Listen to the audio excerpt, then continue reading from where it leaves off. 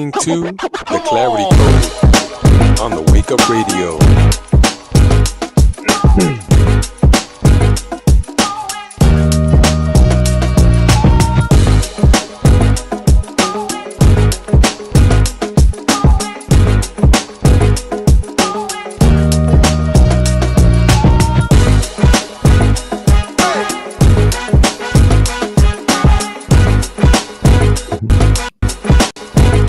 Oh, I love that. I love that intro, man. The music just got Mhm, it's fire, man. It's fire. mhm. Oh my goodness. Greetings, family. Greetings. You're listening to the Clarity Code, a journey into wisdom, insight, and the power of clear perspective. I am your host, Omar of Omziel. And I'm Cameron from Armu. And we are also broadcasting on the Wake Up Radio.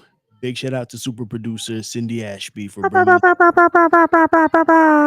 get those sound effects one day.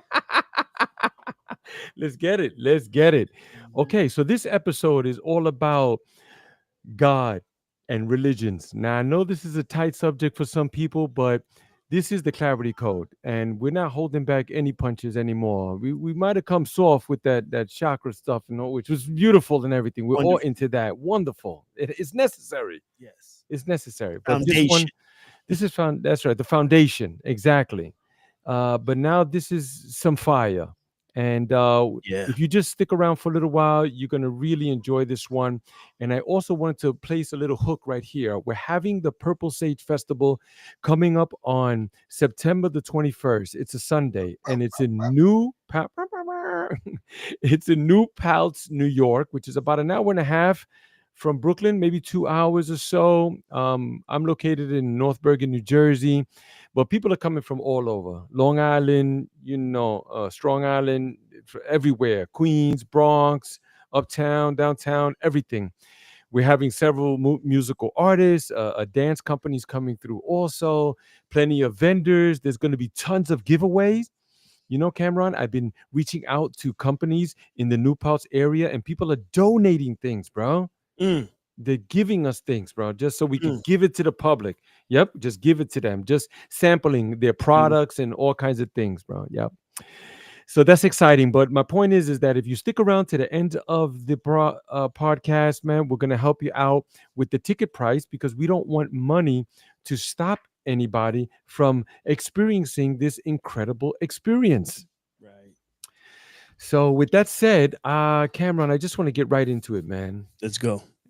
Some time ago, I visited a temple in New Jersey, and it's a Hindu temple, but it's a beautiful one. And I found it through the Instagram because Instagram it's filled with a lot of garbage, but it has some good things too. Mhm, So it recommended this temple. I believe it's called BAPS, BAPS, mm, and the name of the temple is Arkshaham, mm. and it is the second largest Hindu temple on the planet. Okay. It's supposedly created by all volunteers, hand craftsmen with marble. So they have these incredible statues there, these dome vaulted ceilings of marble. I mean, it is incredible. When you get there, you see the fountain that's there. This water that they have in front of the temple was collected, I think, over 200 different water sources around the world. So they bring jugs of Wow. water, yes, just to fill this huge pool of water in the front. So just as a Mm. collective, it's sort of that ritual, you know. Right. You know. Right. So the temple was beautiful, and it's very sacred and very peaceful, and all that, And then they exit you through the gift shop. You know what I'm saying? Of course. Of I'm just course. yeah, you know what I'm saying. Oh man, they got no shame, bro. Nope. But Nope. anyway, things were very affordable there, by the way. Mhm. But the temple itself, it got me thinking, Cameron, about many, many things, bro. Like, what is it that makes people gather in these places and create Mm. such some of them are artistically beautiful, and some of them are just a storefront with half a dozen or so chairs, folding chairs, or but they're places of gathering, to worship God. or the God that they are acknowledging, you know. Right. And there's all these thoughts that I have in my head, like, are there different gods? Is there only one God? You know, and why do people gather in these temples? And then what's the origin of these things, right? Because I often reference the four agreements, Yes. right? The four agreements where he says that we're domesticated like dogs, that we don't even question some of these things. Mm-hmm. I was brought up in a Catholic home. We were the good kind, the one that only went on Easter, Right. Right. Mm-hmm. wore a nice suit, Mm-hmm. that you had to make sure. But yeah, man, it made me started to think about some of these things and what are the origins of these things? Why do people do this? And yeah, man, I know it's a deep one. I've got a lot on this, and for the audience, you and I speak about this, but we haven't really spoken about what we're going to talk about tonight. So it's going to be interesting to see what the two of us collectively come up with because we're coming from two different perspectives, but I have a feeling that there's going to be a lot of unity in the conversation. Yes, for sure. Yeah. For sure, man. And Mhm. where to start? There's so many places, man. But yeah, why don't you start, man? Because I've got the fire. But go ahead, man. Okay. All right. So you know me. I go to the Happy Valley.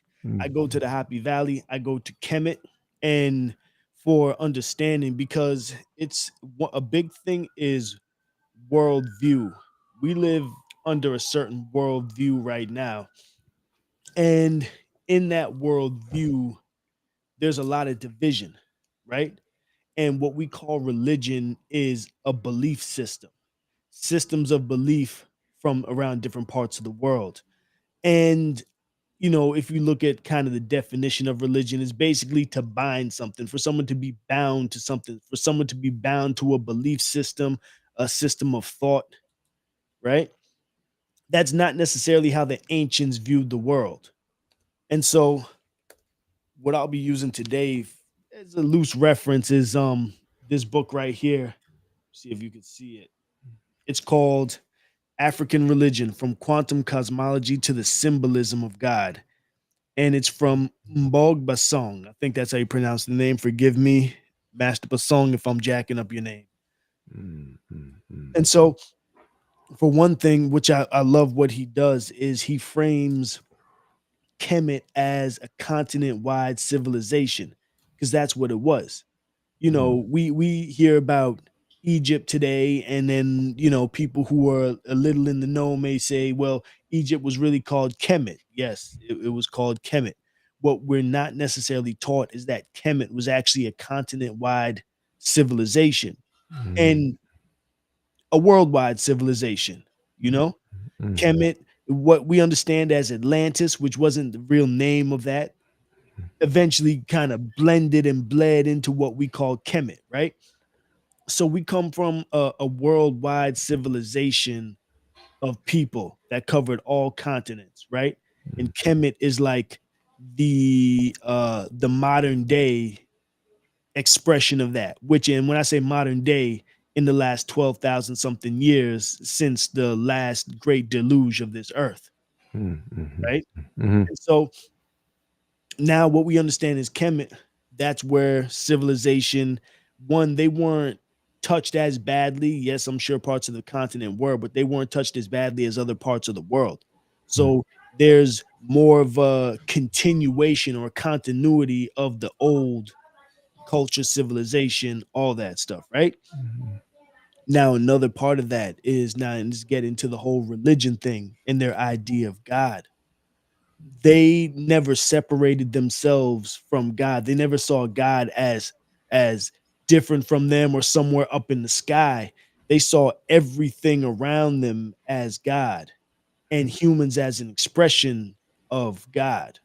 And they didn't use that word God either. And we spoke about this before. I shy away from that word because even that is, I believe God is like a Germanic word.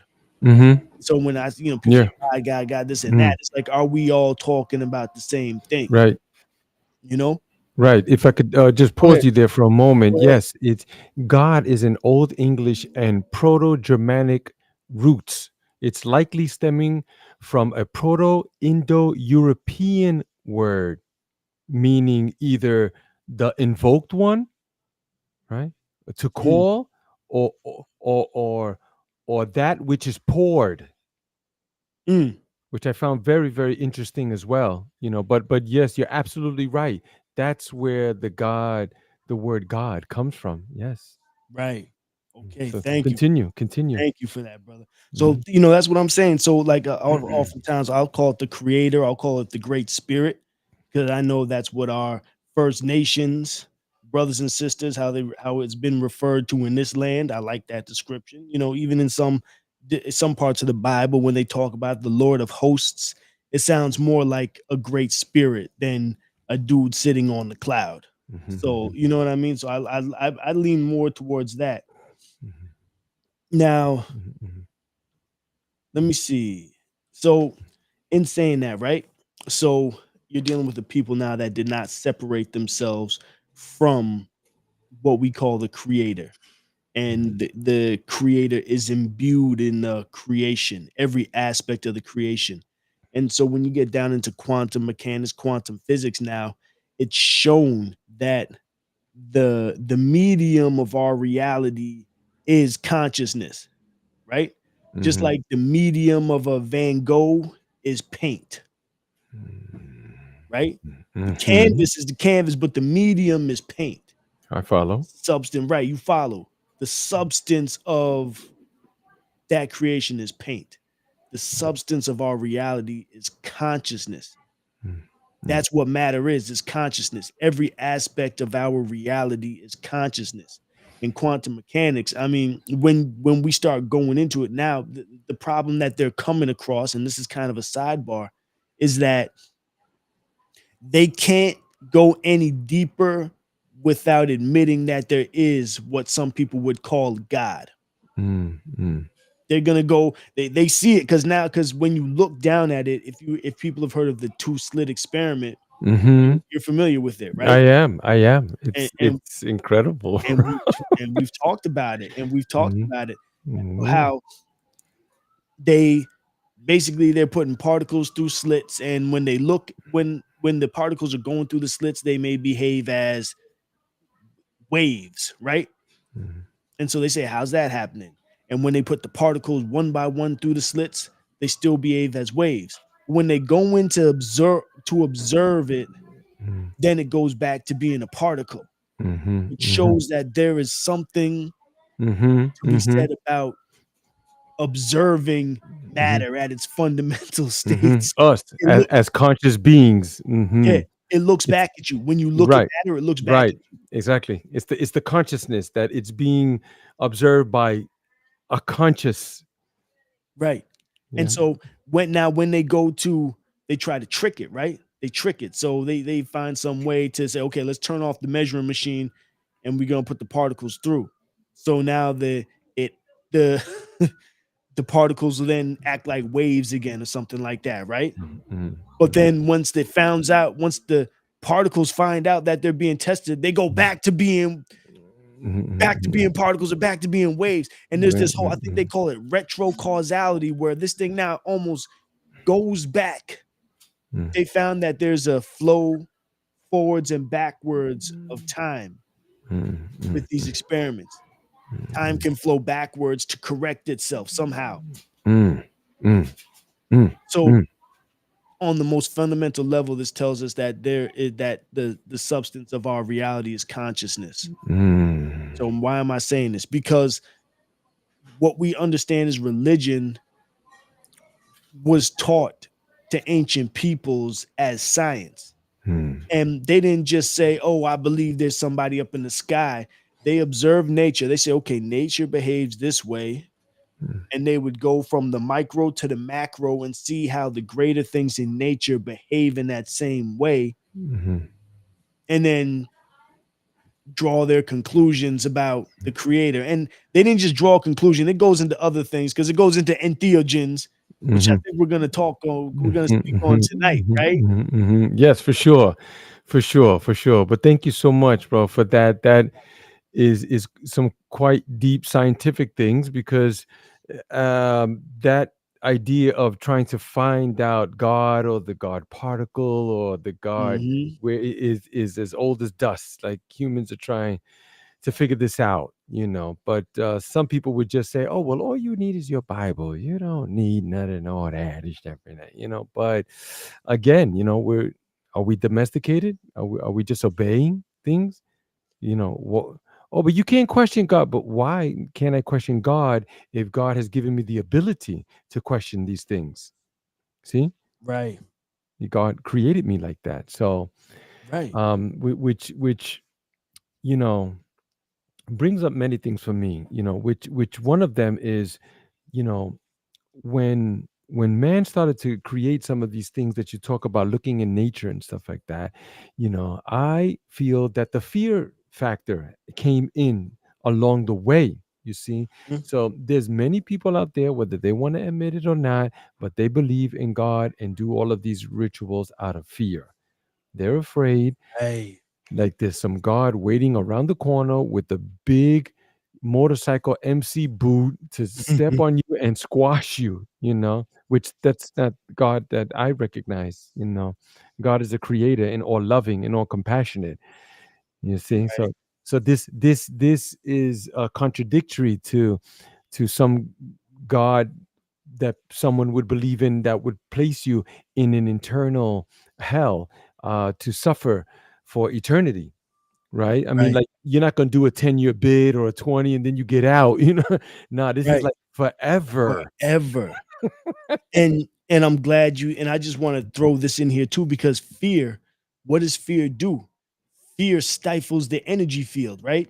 Because now Mhm, we're talking about, we have a human biofield, right? mhm, That's energy. And I won't go into too much about that today, mhm, but mhm, mhm, people can just think about what fear does to the mhm. mind, what it does to the body, what it does to the psyche, what it Right. does to the emotions, Mhm, what it does mhm, to the neural pathways that are created that mhm. stop people from doing things. Fear will stop someone from being great. Right. Please continue, bro. Right, right. And yeah, even doing good things, they'll be like, "Oh no, I'm afraid. What if it don't work out?" And you could have did something good, you know. But you know, I got what a story for that in a minute. okay. Story for Well, look, you know, when the colonizers came over to these foreign lands, including the one that we're living in currently, you know, they always came with the priest. Why? Because the kings and all that, they wanted the gold, but the priests, they say they wanted the souls, but they didn't really want. It's not the souls they really wanted, bro. I mean, it could have been that, but they really wanted the power, the control, because money and gold and riches and jewels, you spend that, it's gone.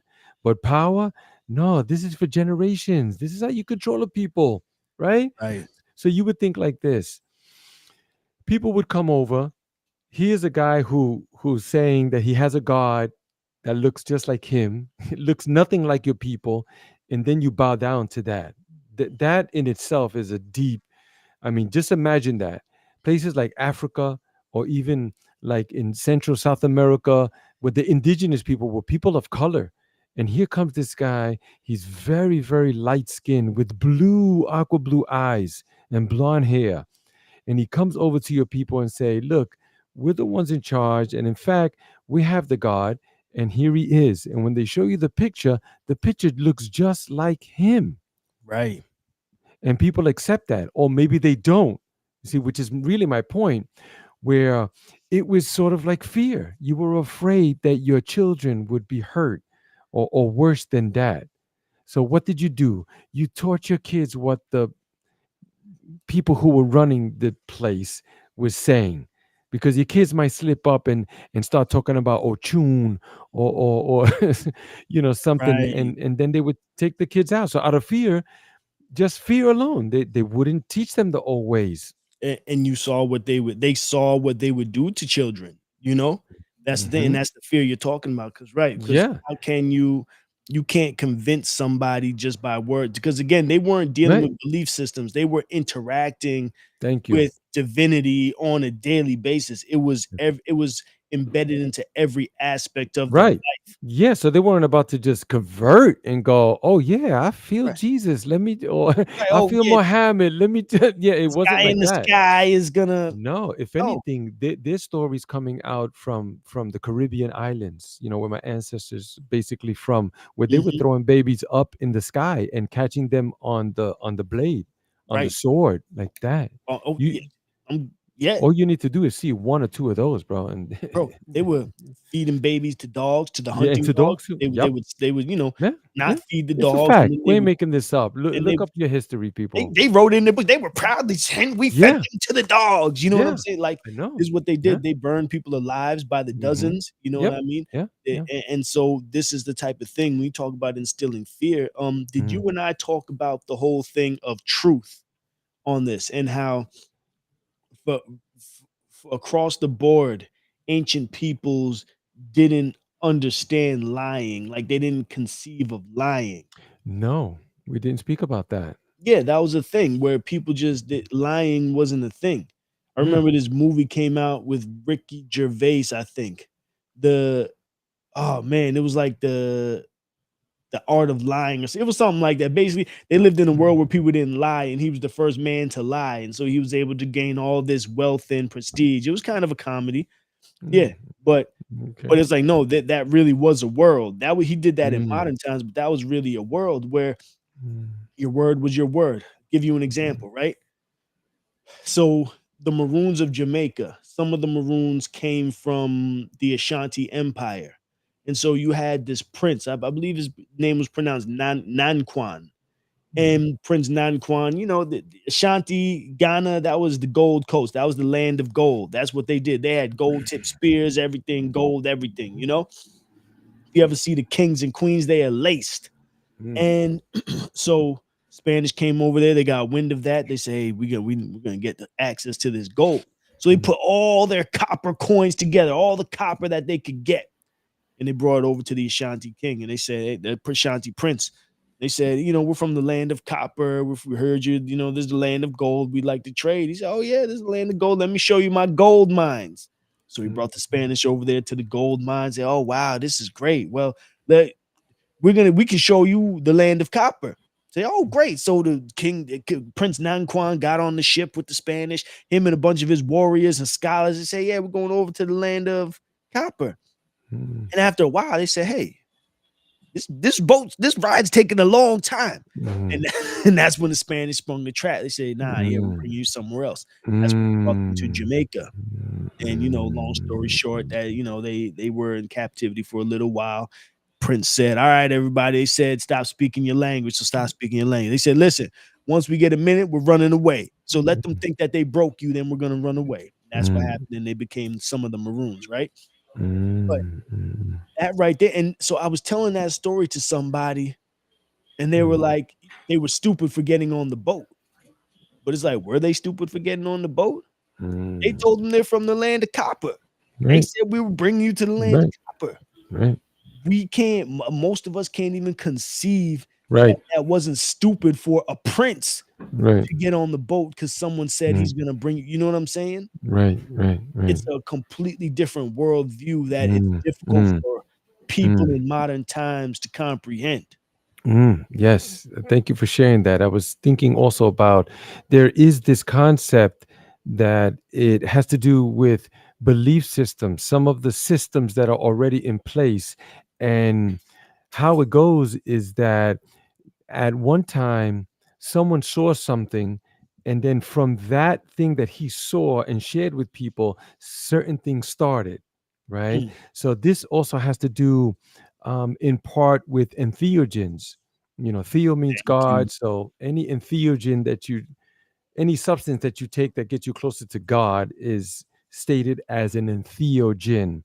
Right. So the story goes is that they ingested these entheogens, saw these incredible things. I mean, like temples and beings and goodness, pureness of pure joy and love and all of Mm, these messages. And they would come back and start sharing it with the people. Man, I saw right. this thing and people would like at their feet, like, man. you're incredible. You're like a wise person. You are the priest. You are the leader here because you have all of this knowledge that you're getting from something that we're not doing. You know, we Mhm. you bringing it to us. Thank you so much. You know, so the theory goes that some people decided, hey, well, if we're gathering here, let's get some chairs.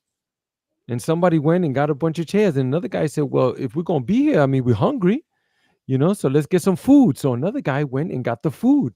And Mm. then another guy said, man, well, it's starting to rain and it's getting cold out here or something. Let's build something so people could be, yeah, so they could Mm. be indoors. You see? And then the guys who had taken these entheogens and shared this information with people that eventually they've written down somewhere, somehow, Mhm. then they passed on. Who was left? The guy who brought the chairs and the Right. microphone and the and the sandwiches and the Right. carpet and the PA system. And yeah, and there you go. You have your modern day temples. Mm. Mm, So let me bring it back a couple steps before that, right?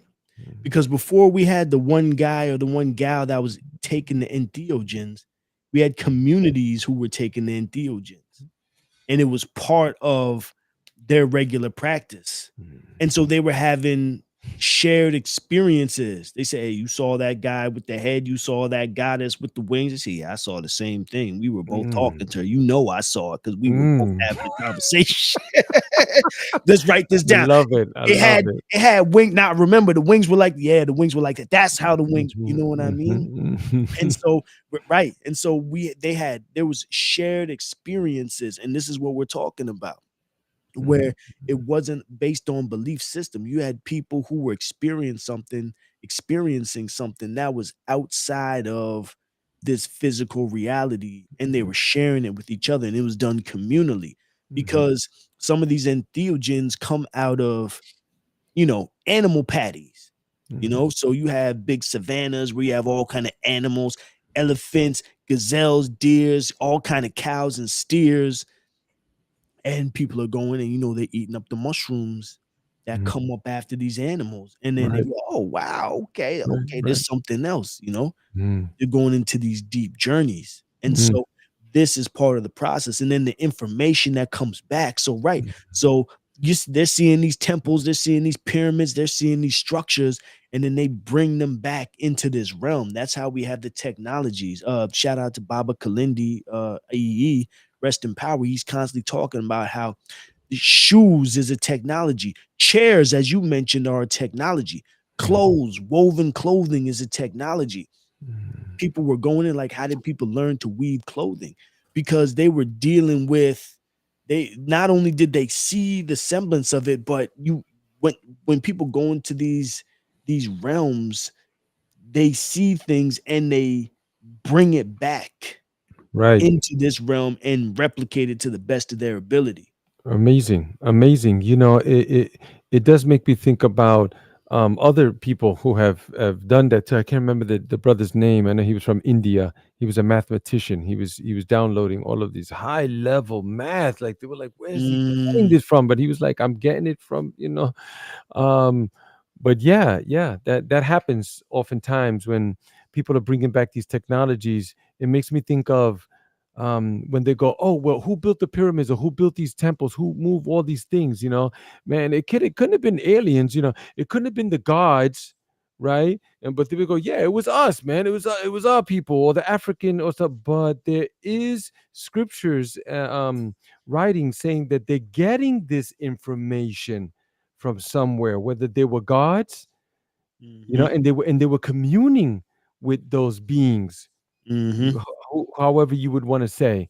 You know, a lot of times we like to see them in a physical form, or maybe they're going, they were just imagining that, or but I mean, neither me or you or anybody listening to this was there. So Right. how We do don't people know. know? We really don't know, bro. You know, We don't because know. Osiris, Seth, Thoth. You know, these are interesting characters and all that. But for all we know, someone was taking something and tapping into that right there, and that's the way they were communicating. You know, Right. Right. bringing back the technology. Yeah. Right, right. And so Right, and you were talking about, the coverings that were made, right? The spaces that were created. Well, we can actually map the creation of these temple universities Mm, as they go. Like, you can find them in India, you find them in China and parts of Asia, mm, where especially you'll see a lot of Buddhist temple universities, right? mm, Buddhist, Hindu, but in the end of the day, these temple universities are still in the sacred places where ancient temples existed before there was a Buddhism, before there was a Hinduism, before there was a religion. These mm, were places where people flocked to from all around the world to mm, come and learn this information. And I'm under the impression that they were also engaging in entheogens in mm, these spaces, because mm, there's something. Imagine now you have a university where you have a professor who's able to take you on this journey. They say, okay, listen, we're going to take this substance today and we're going to go to this realm today. And so these people, because I showed you a picture earlier that really reminded me. Let me see if I could pull it up real quick. Pull it up. Can you do that? Yeah, let's Yeah, take a look at that picture. yeah, because I was reading the book of Coming Forth by Day. It's called, erroneously called, the Egyptian Book of the Dead. It's called the Book Mm, of Coming Forth by Day. mm, And this is a version. It's actually in the store Five Below, believe it or not. mm, mm, And I came across this character right here. I said, "What is mm, this? mm, Can mm, you see mm, this?" mm. I can see that clearly, man. Yeah. And as I'm looking at it, to me, immediately it reminded me of a mushroom. Now, again, shout out to Baba Kalindi. He always talks Right, about how when you look at the different characters, you can see, especially comedic characters, certain ones, you can see mushrooms in them because they're trying to let us know. Like, anybody who looked at this in ancient times might have known, hey, oh yeah, that's a mushroom, this and that, right? right, right. But this reminds me of, even if you look, can you see my mouse right here? I can see it. Yes. Okay, so you see what this character is wearing. Mind you, I can't tell you who this character is, but look at this, bro. If you Hmm. just see this part right here, just look at this right Right. here. It's a much. Yeah, yeah. Hmm. Is that Yeah, not the stalk of a mushroom? yeah. The whole It, thing. That's the mushroom head right there. right. Everything. Yeah, And then look at this little face right here, right? yeah, To me, yeah. this is like a mushroom. And then this right here also looks like what you might see as you start to go into the realms. Right, right, For right. anyone who's had that experience, you start to go down that highway Hmm. into the entheogenic Mm. realms, and you start Highway. to see the, am I lying, bro? Right, You're right. going down the highway and you start to see these type of patterns. And then this reminds me of the type of thing you might see when with the ayahuasca patterns and whatnot. Right, right. The different entheogens, for sure, for sure. There's all sorts of characters, and that's thank you for bringing that to light, brother. It's powerful. It's tough to look at other things now after seeing that one and not recognizing those things. In Right. fact, I've been to ancient Kemet, and I've been Mhm. to many temples. I spent 30 days there. So you take like internal flights and long bus rides, like Wow. just to get all around. We went to Aswan, we went to Mm, we were all around. We went to the desert, to the white and the black desert, mm. which some claim that there was that's where a direct impact of a micro of a nuclear explosion. And when you look at it, it looks Really? just like that, bro. It looks just, which brings me up another good point too. If we may just move on to something Uh-huh. else, brother. Uh-huh. So there's a man who was alive at one time, called Zachariah Sitchin, and Yes. he wrote many books, right? And according to what I've learned, um, cuneiform was one of the first forms of writing. If anybody knows what cuneiform is, you press it onto like clay with like a stylus that is squared, and you make these triangular shapes in different directions, and that was the form of writing. But there was many people for a long time, they couldn't decipher them, they didn't know what it said. No, but Zachariah Sitchin was only a handful of humans on the planet that could read that. So they discovered 10,000 clay tablets. It's the famous 10,000 clay tablets. They found them in the Middle East. And they told him, hey, could you start reading them and tell us what they say? So he took his time and went through all of them. And then the story that he came out with was saying the same story that you would find in the Judeo Christian Bible, the Genesis, the book of Genesis, and other books that are in there. The only thing is that those clay tablets were created thousands of years before the Bible was written. Right. You see? And then the story that they were saying was that there were beings that came from other star systems, right? And they came here. Why? Because they needed gold. They needed to mine the planet because their atmosphere was being disrupted and collapsing. And to stabilize it, they needed the gold to put it as like dust particles in the air. I Right. mean, yeah, who knows? Maybe they was just making this up. They would just to get people to get the gold, right? Right. But that's the story that he came up with, and he started saying many things, similarities. I mean, like almost verbatim to Genesis, like let's make him in our image. In the Hmm. beginning, the story of Adam and Eve, that they were in the garden, you know, Right. so if you've heard of some of these things, man, please shed some light on this, Oh brother. yeah, yeah. I've read I haven't read a lot of Sitchin, but I read, to me, the most, I don't want to say the most important, but one of the most important Sitchin books on that would be, my opinion, is the Book of Enki, or the Mhm, Lost Book of Enki, maybe they called it. And that's the one where, because he gave translations from the people about what they were saying about the gods. So the Anunnaki, I'll call them the Anunnaki, right? mhm. But the Lost Book of Enki gives that story from the perspective of the Anunnaki, which we don't normally see, which is interesting. So it starts off on Nibiru, and there's beef over there. They beefing with the different royal houses, and he's from the Enki is one of the sons of Anu, and Anu, you see Anu come up in all the different cultures, right? Anu, and whoops, and Anu, long story short, they send an expedition over to the planet that they call Tiamat. Tiamat, the legend of this planet Earth, they say that it was called Tiamat. And Tiamat, I mean, they give this whole epic story of the basically the creation of the solar system even.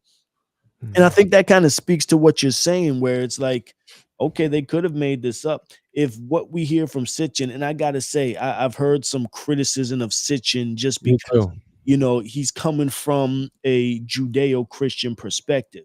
So Mhm. he's already gonna put his lean on it and try to fit Yeah, it into his I get that. worldview Yeah, yeah. versus Mm, what the texts are actually saying. But I'm gonna tell you what they say, because they, according to Sitchin, what he says, or what his translation, that there was a whole epic battle that occurred in the solar system that basically led to the creation of this solar system.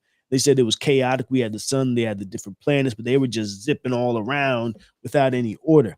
And the planet Nibiru, all these planets had personalities, and which is still in line with how again the ancients viewed the world. Again, everything was a living being, everything had consciousness.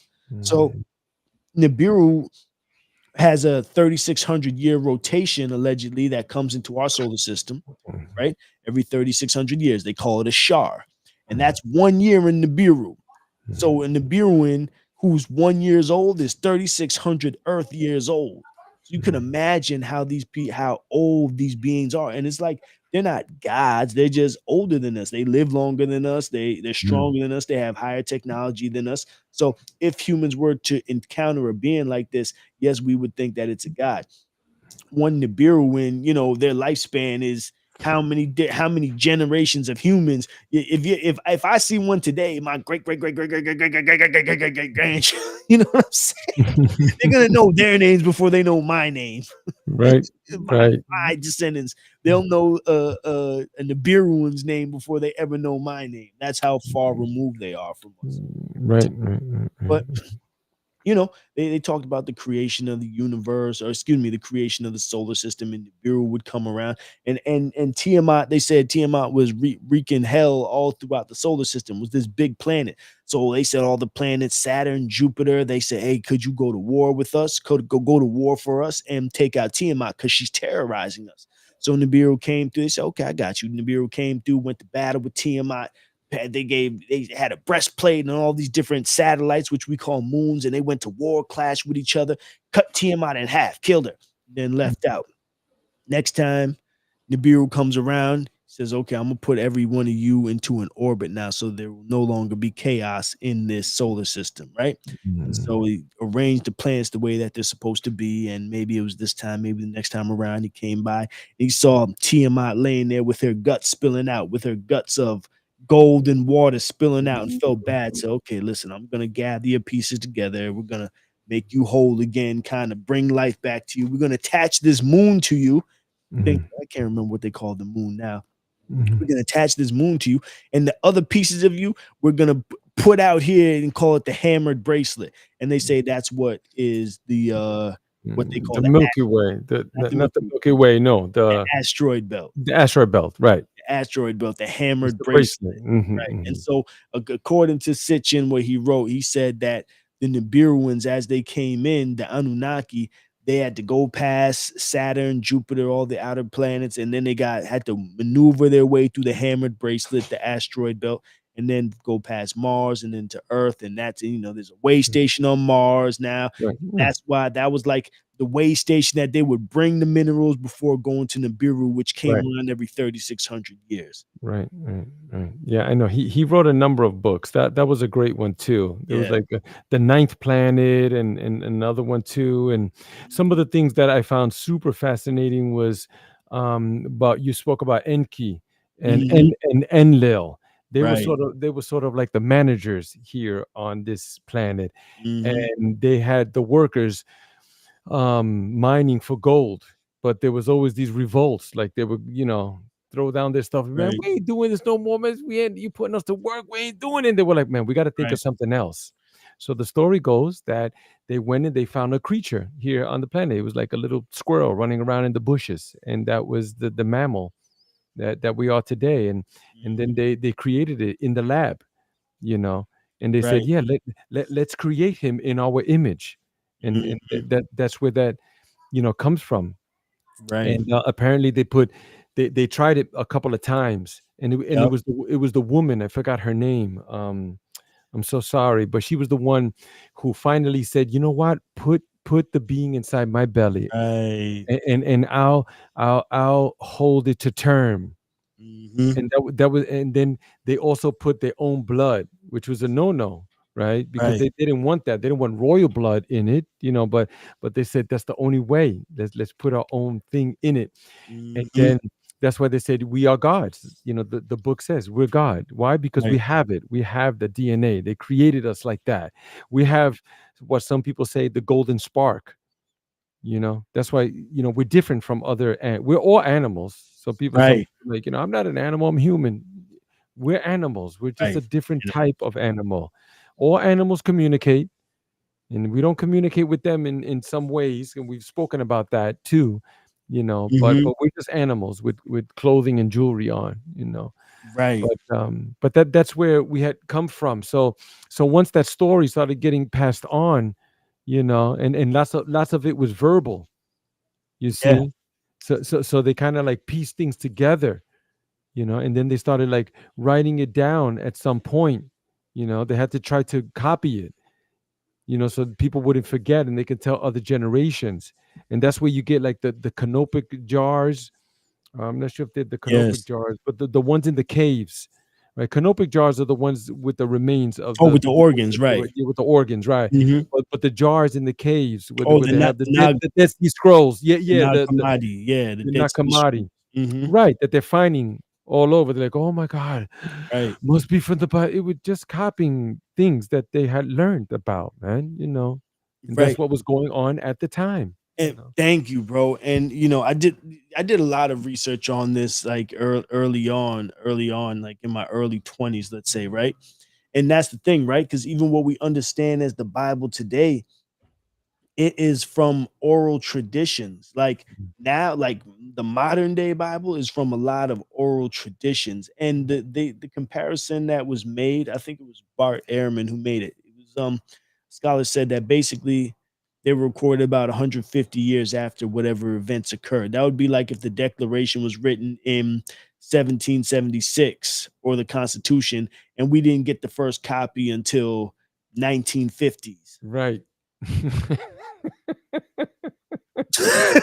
Yeah, yeah, yeah. We Right? we wouldn't take it. We wouldn't swallow it. No, we wouldn't. So Yeah. you're hearing grandma's stories. Oh yeah, this happened so and so. And finally, 150 years later, someone's like, "Let me write this down. Let me write down Big Mama's stories." And you Right. know what I mean? And so you Yeah. had all these different books that came from like so. There's, obviously we know the Bible, but then you also have the book. There's a book called the Book of the Cave of Treasures. There's a book that called I think it's the Book of the Pearl. There's the Book of the Bee, and all these they're from texts from all over, you know I would say different parts of Africa, Asia Minor, I don't even like to use the word Middle East, but Right. you know the For book. lack of a better word, of course. Yeah, coming Right. from that region. Right, from Yeah. that region. And Mhm. so, and the thing is, because it's connected to Africa again, Mhm. because that was all Africa at one point. It Right. wasn't anything, you know what I mean? It No. was always connected. It was Mm. always culturally connected, linguistically connected, and all these things. So you have these stories that were coming from the interior of the continent and other parts of the world, even into India, Asia, all that stuff, that were being compiled Yeah. into central places, and Mhm. eventually they became these books that became religious books. Yeah. Like how Mhm. I'm sorry. There's a also a very important book too. It's called The History of Religion. No, no, I'm sorry. The History of God. I think I have it on the shelf there. I Mm. should have pulled that one out, but she's received some criticism. She's done her homework, but just like everybody, they try to find something or. But real quickly, I'll tell you that if Zachariah Sitchin, if his story was even half true, just half true, bro, you don't even let's say made and he put his own if it was just Mm. half true, bro, then Right. we should be questioning things. But this other book about the history of religion, I can't remember the author, but we'll put it in the show notes on the YouTube channel. um she speaks about how religions came together from that region, and people don't understand that some of their old stories, they're coming especially from ancient Kemet. Why? Because it's the Mhm. same area. Right. When they find in scrolls and papyrus and writings and all that, it's because, yeah, I know it came from right over there up the block. Bro, there's a story. I was kind of tight that I found out about it so late in my life. It is called, oh man, I think it's called it's the Celestial Cow. Mm, Something along those lines, the Celestial Cow. It's a mm, comedic story. It's a mm, comedic flood story where basically survivors are told, hey, there's a cataclysm coming. We're mm, gonna get you into this celestial cow, something along those lines. And mm, people went up into the sky, something like mm, that, and then mm, came back down after the mm, cataclysm, after the mm, flood. And I said, hey, this sounds just like the story of Noah. But this story is thousands of years before Noah. So how mm, it but and it's so funny because a story mm, like that, it's once you know that it exists, it's mm. easy to access. But it was probably Yeah, 2 years ago tops that I right. heard about this story. One of those books too, of Zachariah Sitchin's.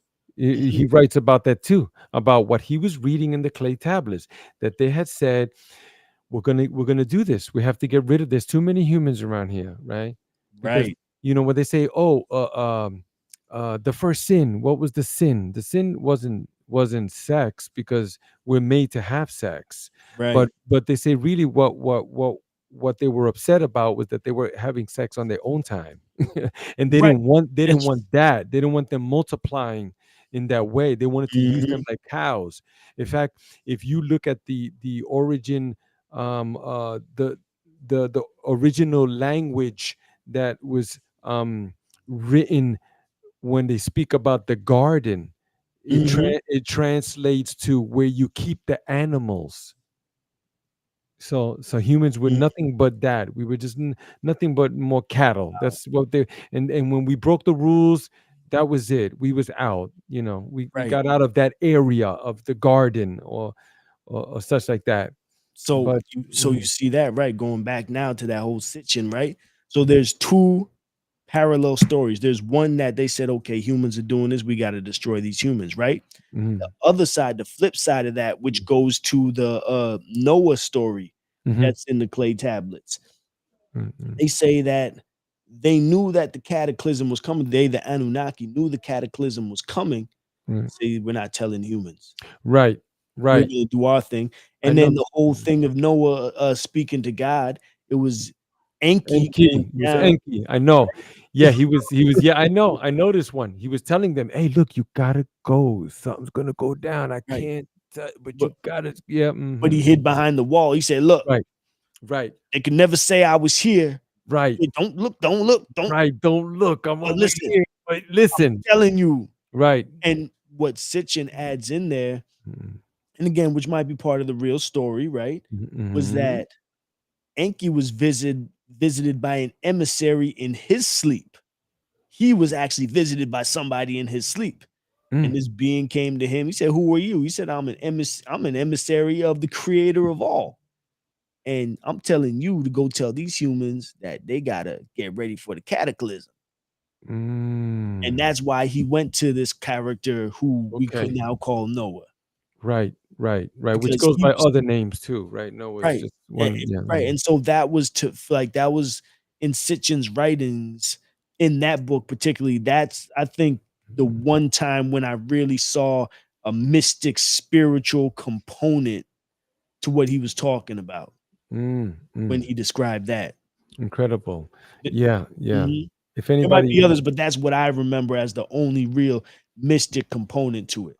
Right, right, yeah, and it maybe it sparked that memory of I haven't read those books in years, but it spoke about that how they were up in the sky looking down and saw the flood and the waters and the Mhm. people, and they describe how all of them were like at the window, all the other beings were Staring in looking horror. down at yeah, what was going down. Mhm.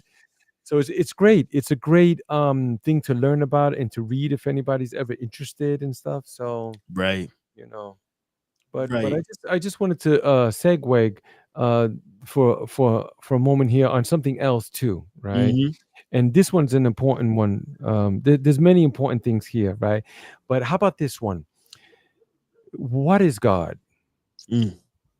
Right? What is it? What is it? And they go, oh, I know God the Father. But you need to rethink those things about this patriarch. Why is God a man all the time? God is just God. Oh, because it says it in the book. Okay, you see, they have to go a little bit more further and deeper into those things, right? Right. But what is God, man? You know what I'm saying?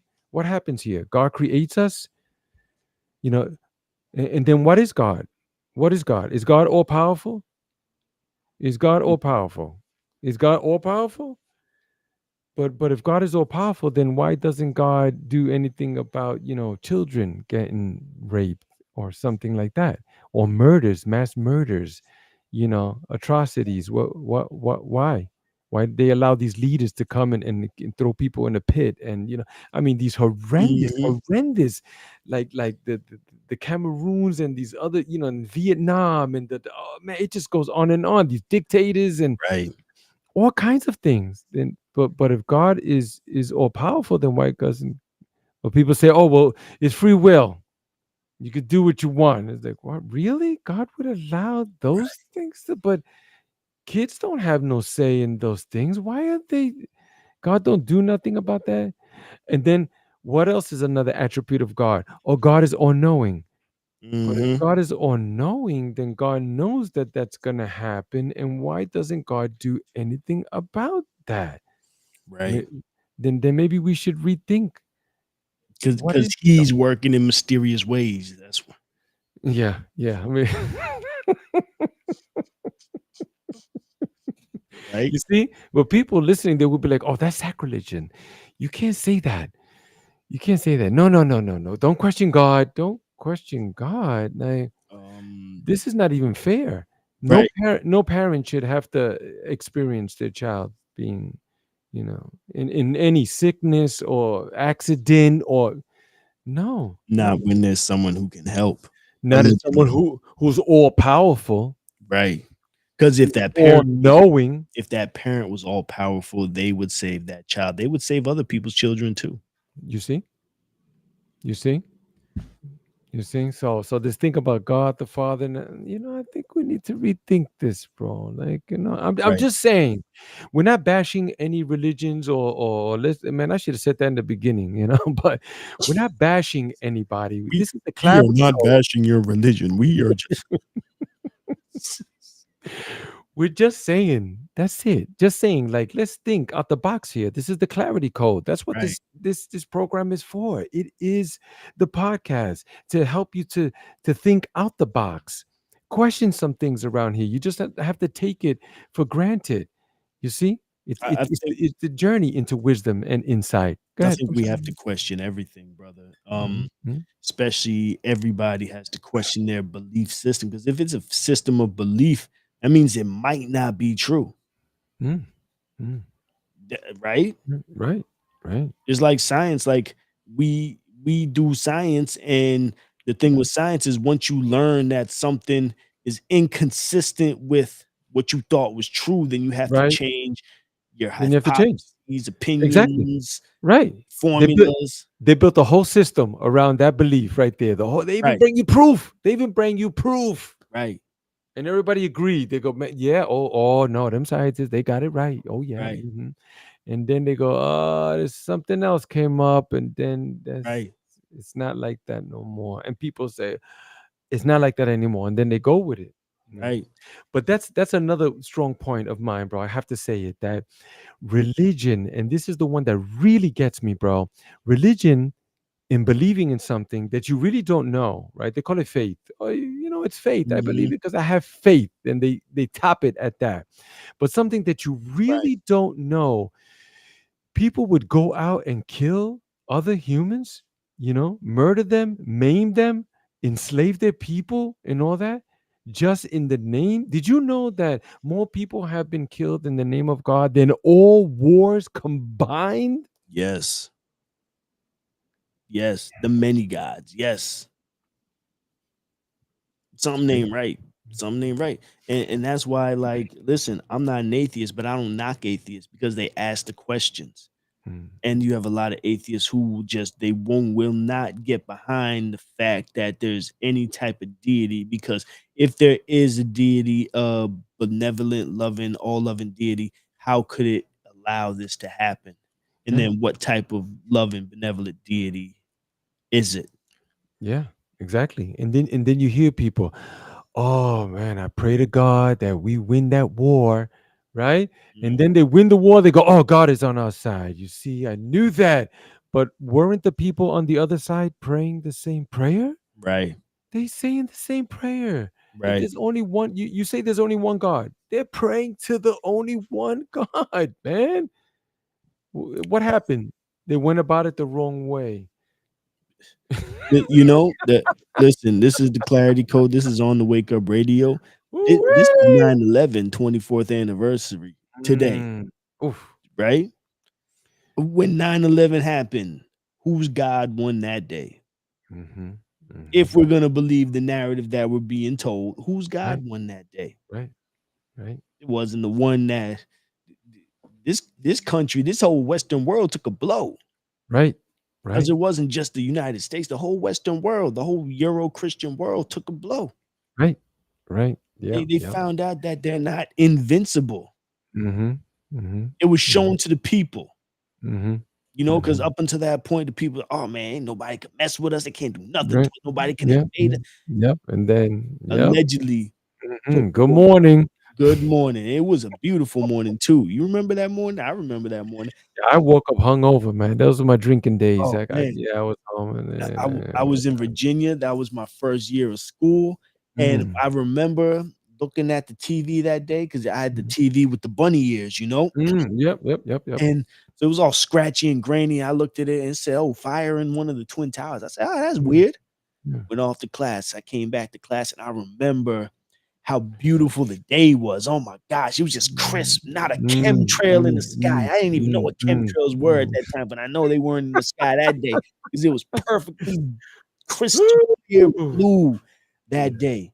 Mm. And I got back to the dorm and the brothers were like, "Man," I said, "I'm looking at the TV." I was like, "What are y'all looking at? An action movie?" Yeah, yeah, "Ah, someone blew up the Twin Towers." I said, "What?" yeah, yeah, Said the Twin Towers blew up. yeah, yeah.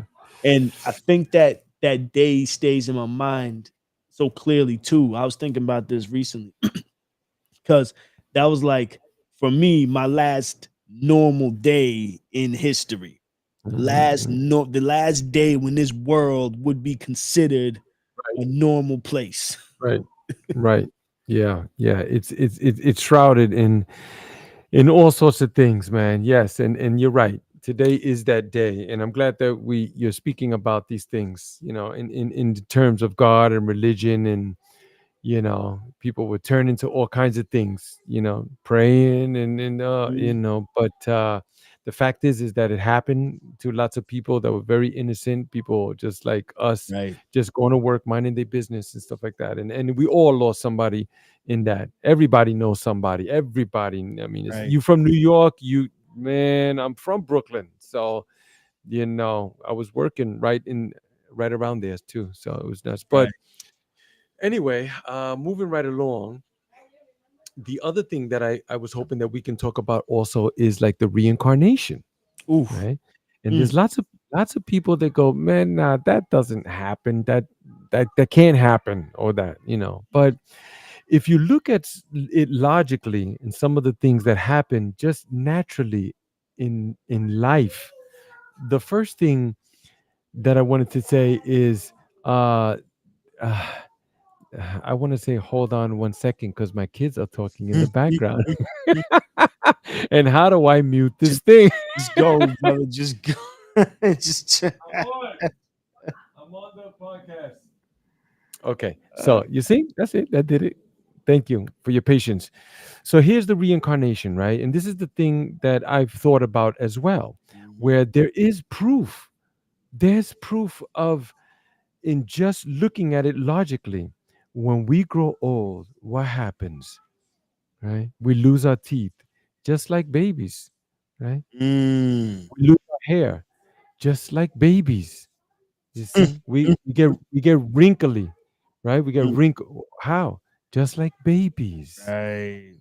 You see, we lose our memory. We can't speak anymore. I like I go guy, just like babies. Mm, You mm, see, so just looking at it in a logical standpoint, Cameron, there's proof of reincarnation. mm, Just on that fact alone, we turn into what we're coming into this realm. mm. Is- Yeah. So, We get soft, mhm, our skin, the bones get brittle. I mean, come on. I could just go on and on, bro. and Or we see, lose our sight. I'm sorry, go ahead. no, no, no, that's fine. And that right there is so, man, that's beautiful. That's like a modern day observation, right? Yeah. Because now you're going back to what the ancients would do. They would observe Mhm, nature. They'd say, okay, this has happened. This is how the cycles happen, right? But mhm, look, there were whole systems devoted to knowing who's coming back through the portal, which is the mhm, mother, mhm, right? mhm, They would talk to the babies in the wombs and ask them who they are. What's your name? What's your purpose? What medicine are you bringing to the community? And then they would name the child based on what the child is telling them. If you want to go even deeper, the mother and the father would come together and they'd go to these realms and they say, okay, we're going to the baby world, we're going to the baby universe, and we're going to pick mhm, out the baby and we're going to mhm, meet the baby that's eventually going to come to us. The mother would meditate on the baby that's gonna come to her. Okay, I think I want a little boy. Okay, honey, we're gonna have a boy. We're gonna make a boy. Okay, okay, let's go see the boy. Or what's the boy's now? Okay, Mm-mm. this is a real thing. This is how people's and these traditions are still present somewhere in the world today, Mm, just not as common, mhm, mhm, right? mhm, mhm, So they would bring that child forth, and then you would have the medicine man, medicine woman speak to the baby, find out who the baby is. The baby would come back. Are you an ancestor who's coming back? mm, And then they would do the proof to make sure that this is indeed the ancestor coming back, and they would mm, observe traits as the child grows up. So yes, this is that ancestor. mm. So it's like it's taking what you're talking about to the next level because again, it wasn't a belief system. I think this is grandma. It's like that's grandma. Right, right, right. Just like you said with the Dalai Mhm, Lama, you know what I'm saying? The way the mhm, smoke would sift, and then they would go over there and they would do the proofs, the examinations to say, mhm. is this indeed the Dalai Lama? Right, right, right, right. This whole testing thing, and yeah, to see, yeah, have they been reincarnated? You know, and some people say, well, there cannot be no reincarnated because the Bible doesn't speak about any of those things, or the Quran doesn't speak about these people coming back and stuff like Right. that.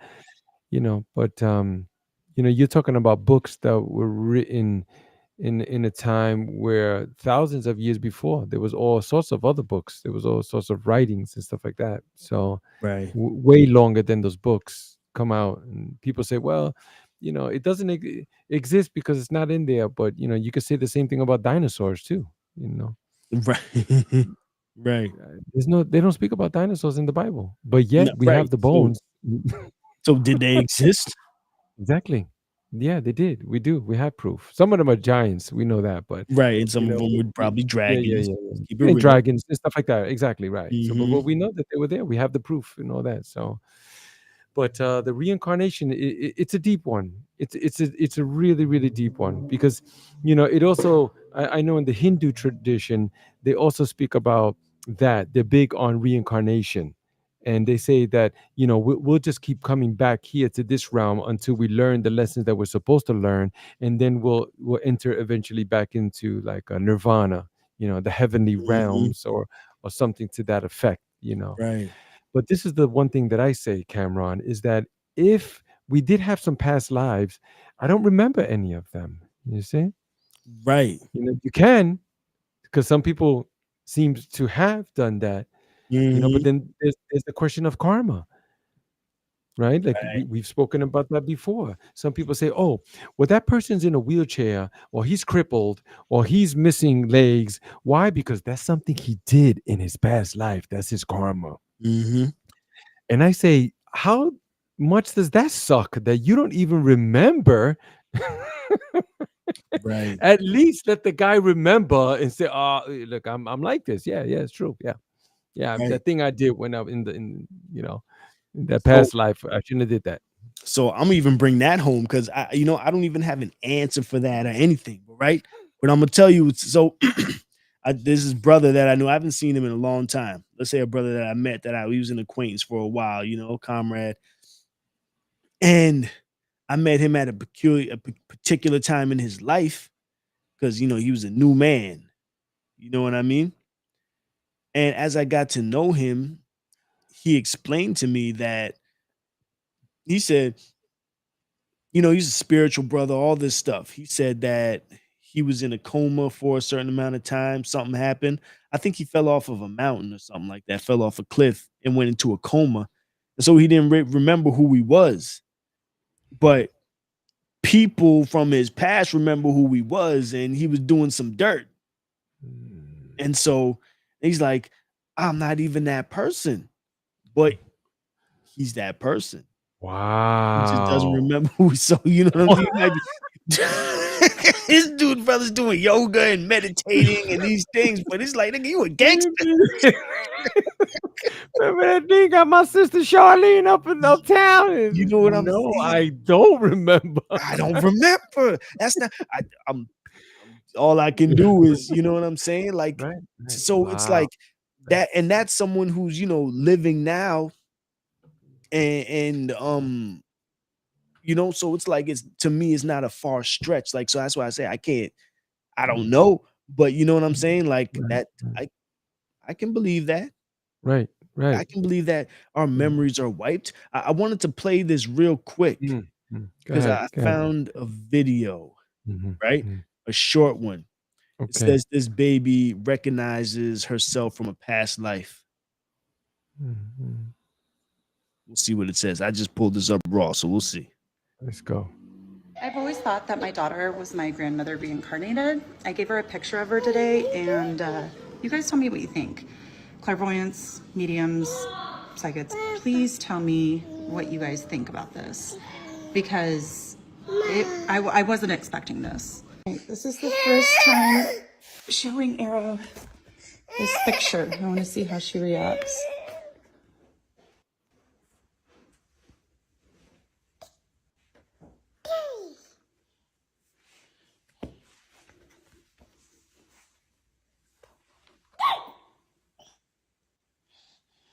Who is that?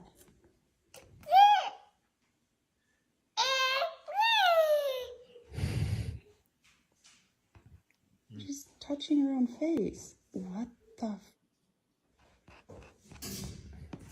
Is that you? Arrow, who is that? Why were you just touching your own face? Run, back up a little bit.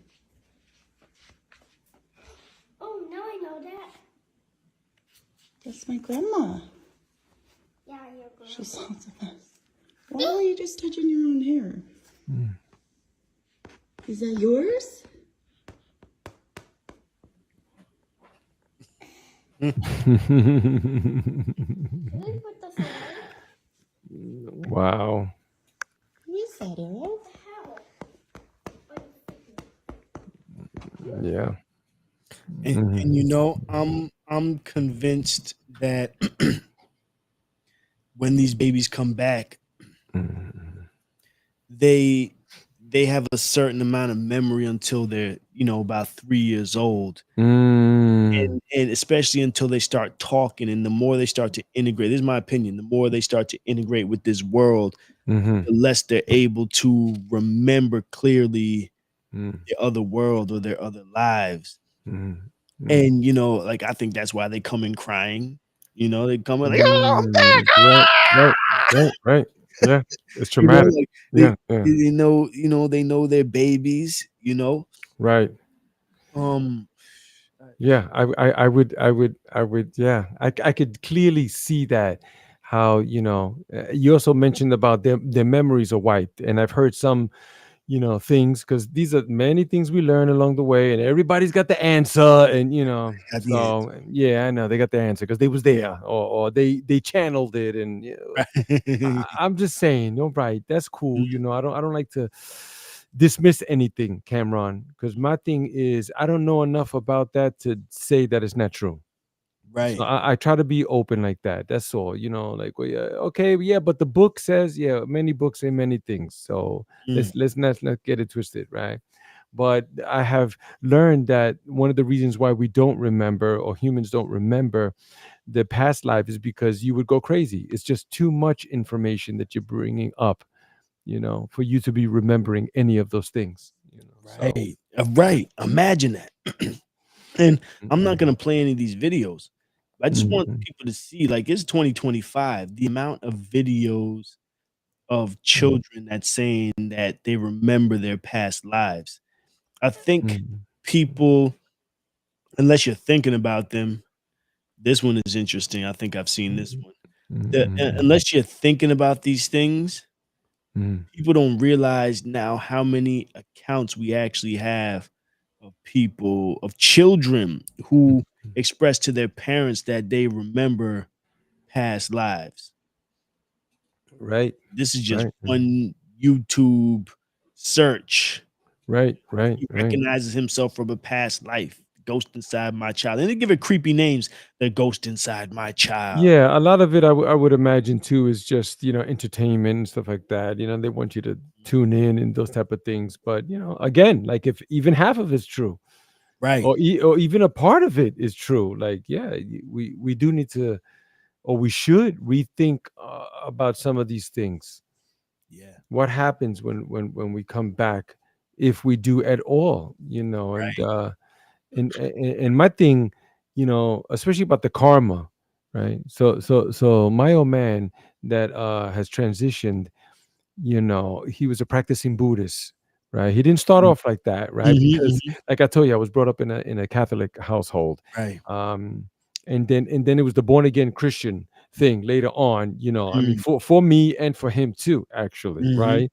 But I guess we all go through these kind of things, and we're Right. learning, we're all looking, we're all searching, Chapters. Yep. And just when we think we got the thing, that's why I see people, oh man, that's another one too. They go, "Oh, I found Jesus." Found Mhm. him. Was he hiding under a rock or something? Right. Like, let's Like try to they be careful what discovered we're America. saying. Like, Like Columbus yeah, discovered fine. America. I discovered this land. Like, Yeah, it's like, no, it's not. Yeah, I'm just saying, not bashing Mhm. nobody. I'm just saying, let's just rethink some of these things, these terms that we're Right. using over here. Right. So my father was a practicing Buddhist towards the end of his adventure here, and we would have these talks about karma. So some of Mhm. them were a little heated too. Because Wow. why? Because for me, my personal belief is that I don't think karma should be really viewed as whatever it is that you're doing in this life. You're paying for something that happened in the past life. Mm. I think that, and that's my opinion. I don't know if it's true. Mhm. Mhm. I say that sounds like something that somebody made up. Mm. Mhm. Mm. Right, and they respected that guy. He was a priest or something, Right. or a high monk or something like that, and say, oh, when they asked him, oh, monk, why is he like that, all twisted up, and then he just thought, and was like, that's his karma. That happened something in the past. Yeah, and they were, oh, and they just never questioned it and walked away. Right. Right. You see, but people live and die by these things, where they go, no, it's the way it is. Something happened in their past life, and they're paying for that right now. That's why this is happening to them. Right. And I say, man, God, guy can't even remember what it was. That's fucked up, bro. That's foul. That's messed up. And yeah, and I think just like you said earlier with the story that you said, right? Like the guy that brought the chair. Guy that brought the chair. Why are we like he said just like you said, Yeah. Right. And just because he go with works it. in mysterious ways, Yeah. And then people eat that up. Oh, right. Like, I Right. mean, we're in 2025, according to the Gregorian calendar. We Right. have all the high technology. IA is coming in and taking over all kinds of stuff. I mean, we got things. Phones are more powerful than space stations, and Right. I mean, it goes on and on and on. We're moving at a hugely fast rate, right? Mhm. And we're just keeping up. We're trying to keep up with all of this changing technology, and they're getting us, kicking or screaming. They're doing it, and there's plenty of people out there keeping up and all that, but yet they don't question some of these old things that have been around. They don't want to change none of that. No. Mm, No. It's convenient because it works. You see, we're still having religious wars in 2025. mm. So how advanced are we really? Damn. We're not even a what do they call it? A class one civilization yet. We haven't even reached there. And Mm, not to go too bleak, but it's like humans might destroy this planet before we become a class one civilization. yeah, Hold on, yeah, let me see if I can look this up real quick just to yeah. see what the different classes of Mm. civilization are. Okay, you do that while I just make another little fact too about Uh-huh. people say about global warming, and they go, Right. no, there's no such thing as global warming. The planet changes at different times and stuff like that. And I tell them, no, it is because humans now have the ability to change these things now. Maybe before they were not doing it on such a scale, but now we're ruining everything: the air, the rivers, the water, yeah. Okay. Mhm. What you So got? What you got? What so you got? it's called the Kardashev. Hmm. Forgive me if I'm jacking it up. The Kardashev scale. Kardashev scale, Kardashev scale. And basically, it says a type 1 civilization is able to access all the energy available on its planet and store it for consumption. A type 2 civilization can directly consume a star's energy, most likely through the use of a Dyson sphere. Type That's 3 perfect. civilization is able to capture all the energy emitted by its galaxy and every object within it, such as every star, black hole, etc. So we're not even type 1 yet, because you got to work together to be type 1. I'm Right. gonna drop this in too, because Mm. I think this kind of lines up with our connection to divinity, our Mm. connection to each other, the planet, all that stuff, right? Because and it ties into this. There is, let me see if I can find this article real quick as I'm talking.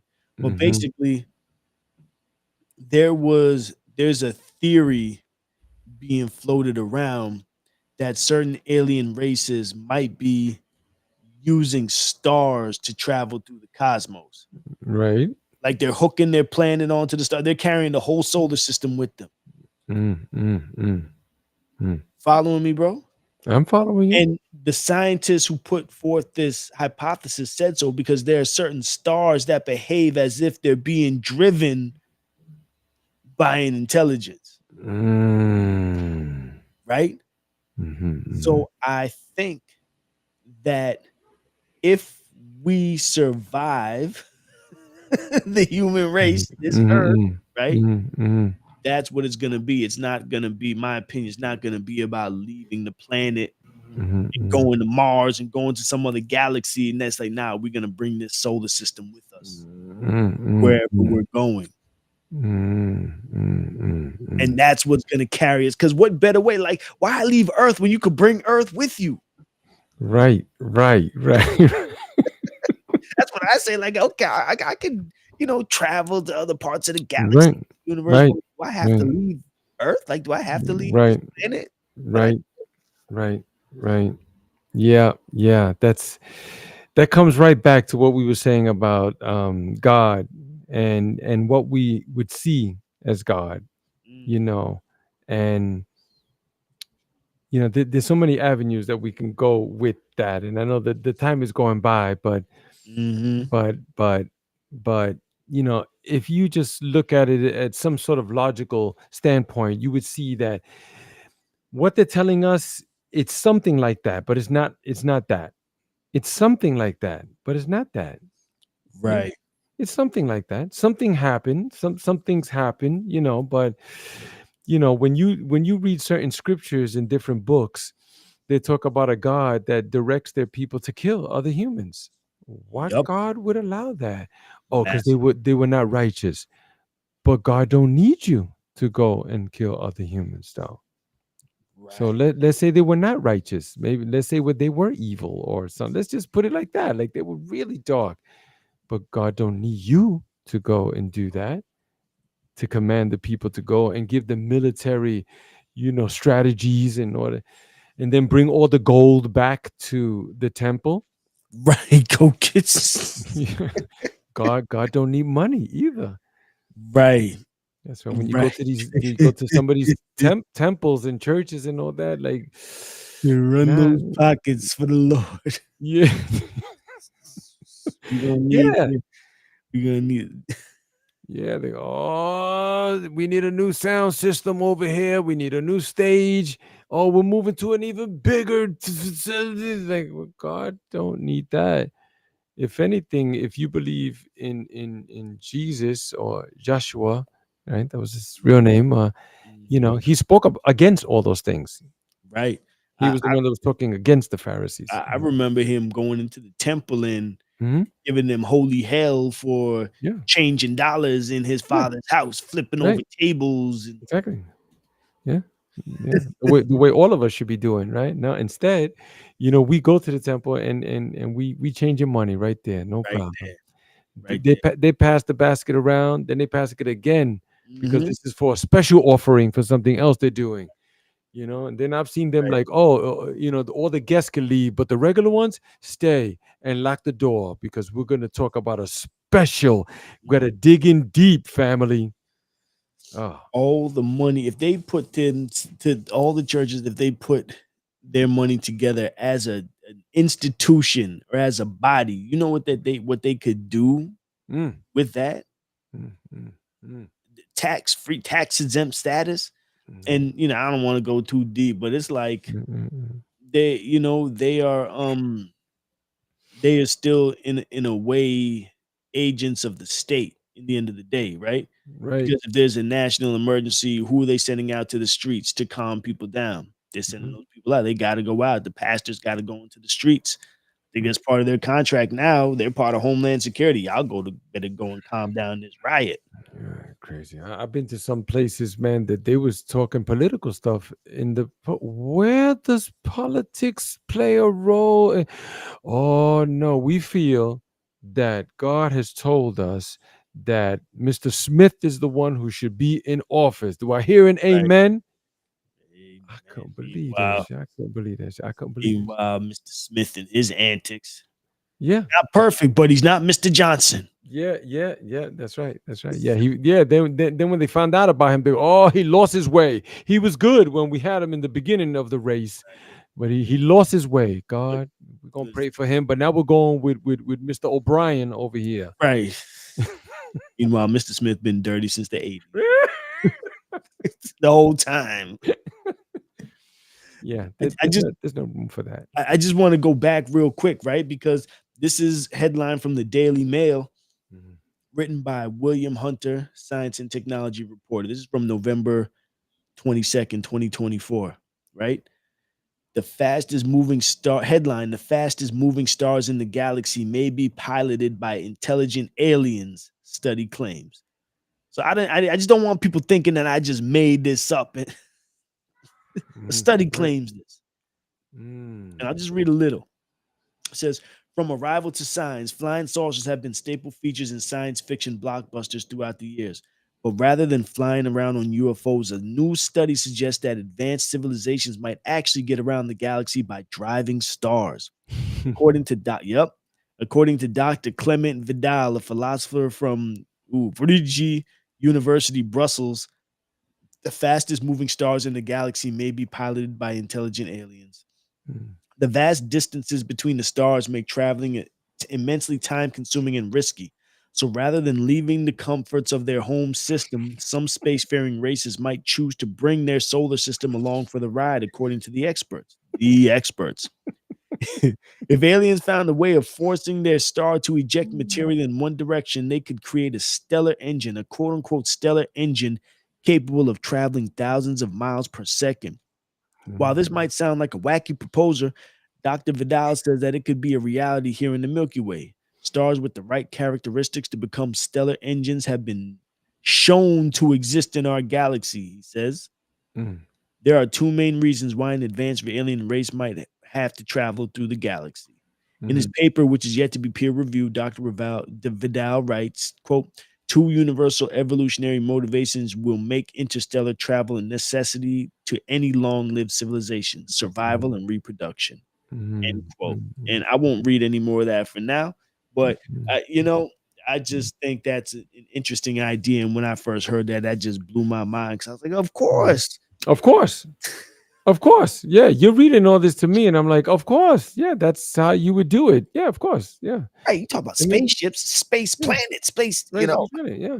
It's just a matter of if you know how to do it. Right, If you don't know how to do it, you think that's impossible. right, That's not possible. But they said that about moving images coming across on a screen in your own home, in every home. Now right, that it was unheard of, bro. It was just like vehicles that move and transport people. That was, bro. right. When they started with the car business, bro. Oh man, if you know about the history of that, the people who were in the horse and buggy business, oh man, they Mhm. started their campaign. They said that'll kill you. You'll need four people to drive, two on the sides to watch where you're going. Like you snap your neck, you're gonna go so fast, and yeah, all kinds of things. See that? It's not even yeah. The Meanwhile, propaganda must have been crazy. it was crazy. It was Did crazy. did you I saw some old pictures of, when they were first, rolling out the power lines. right? They were rolling out power lines, and they were talking about how the power lines would be electrocuting people and Mhm. all kind of stuff. Yeah, yeah, until it's possible. I know. But it makes me think of like the ancient alien theorists, right? Mhm. So some people right away think of the History Channel and that show. Now, look, I was a big fan when it first came out, and I was digging them like the Right, first right. season, but like by the half season, and then when they went into the second one, I was like, nah, come on, bro. You're just gaming us. Like you're throwing in good information, and you're throwing in this other Mickey Mouse stuff. Like, Everything is ancient aliens. yeah, everything is ancient aliens. No humans didn't build none of those temples. That No, not one nah, thing. come on, bro. Not one thing. Right, right, right. There goes the power lines that You you see were the talking my man about. just strung up. Just you see him Yes, just right. just up in the power line. The skull coming out of the bottom end of the light bulb. Yeah, yeah, Dead yeah. horse in the street. There's your Yep, horse and buggy. yep, This yep, lady, she's about to pass out. She's just yep, gasping. yep. She's They're flabbergasted. just from fear, yeah. Until somebody does, then when it's done, then they jump on board and stuff like Right. that. Yeah, it's just Exactly. change. People usually don't like change. They want other people to change, not them. They don't want to change. Yeah. Right. But the ancient alien theorists, Yeah. right? Yeah. Please. So here are it's I'm telling you, bro. Look, I never seen an alien or that I know of, or a ship, and I've seen some weird things in the sky. I could say Mhm. that I've seen light. Definitely. I Definitely. have. I've seen it, bro. Like, what was it? I don't know. There could be a logical explanation. In fact, they say something like about 85% of all UFOs are from us. They're ours. So when you see something weird, it's because we building it. We're sending it out like that. You know, I always say I've seen a lot of UFOs in my life. Lot of UFOs that were not planes, they weren't helicopters, they weren't anything that of Hmm. the technology that I know we're supposed to have. Right. But I can never tell you that I think aliens were flying those. I think they were humans Yeah. behind the wheels or behind the creation of those. Because why are there's certain UFOs, the TikTok shaped ones, why do they use the same metal that our airplanes use? Right. Yeah. They don't get no more advanced than that. They It just can be liquid metal or you something. know what I'm saying? Right. They're using Yeah. Yeah. Boeing technology. Yeah, yeah, because they're reverse engineering. That's what they're doing, and they're taking it from these religious ancient texts, Right. right? The Vermanas, The those type of Amanas. things, right? Right. The Hindu texts, they already Mhm. know. They built them. They know, and they're flying them, and they're using them, and all that, and Right. so these theories, where look at some of the scriptures in some of these books. They talk about, oh, God came in a chariot of fire, right? Because Mhm. this is the scripture. It came in this chariot of fire in a loud sound, a boom, right? God doesn't need a chariot. For what? For what? To carry God? He's or she is omnipresent, all powerful, all Right. knowing. The Yep. laws that we see don't apply to God. And that goes back to what is Or God? does it? Exactly. What Exactly. is God? Because think about it. Who's omnipresent? If you imagine, right? You know who could be omnipresent is the director of Homeland Security. Mm. Could be omnipresent, omnipowerful. I remember when that again was 9/11. They just whatever. It is what it is. I remember when that position was created. To me, that seemed like it could be the most powerful person in the country. Imagine a person like that having access to every camera in the country. Imagine in a state of emergency, that person has their finger over every button for every nuke, every, let's say not even nukes, but every missile Right. system. They Right. can deploy militaries. That Yeah, person might seem like they're omnipresent, right? that's right. So it's And God all powerful too. and all powerful. So is God someone sitting there watching every camera, every CCTV, Right. pointing things out like, oh man, Yeah. Leroy over there. I don't like how Leroy's at. Leroy just jaywalked. Right. Leroy's going to hell. Right. Watch this. Watch this. Click. Yeah. Yeah. Yeah, you're right. You're right. Some of these things are technology Right. in many of the scriptures that we've read. Even in some of the papyrus scriptures, Yes. here are these beings that have this ability to do things. Some of the things that we're doing now, we're doing those Right. things. We're having laser beam technology, moving things with sound and frequency, and yeah. Everybody knows that there's Medu Neter, what they call hieroglyphs. Everybody knows that there's Medu Neter engraved into stone. What Mhm. nobody can tell us is how it got there. How Yeah. was it engraved? What tools were used? What method was used?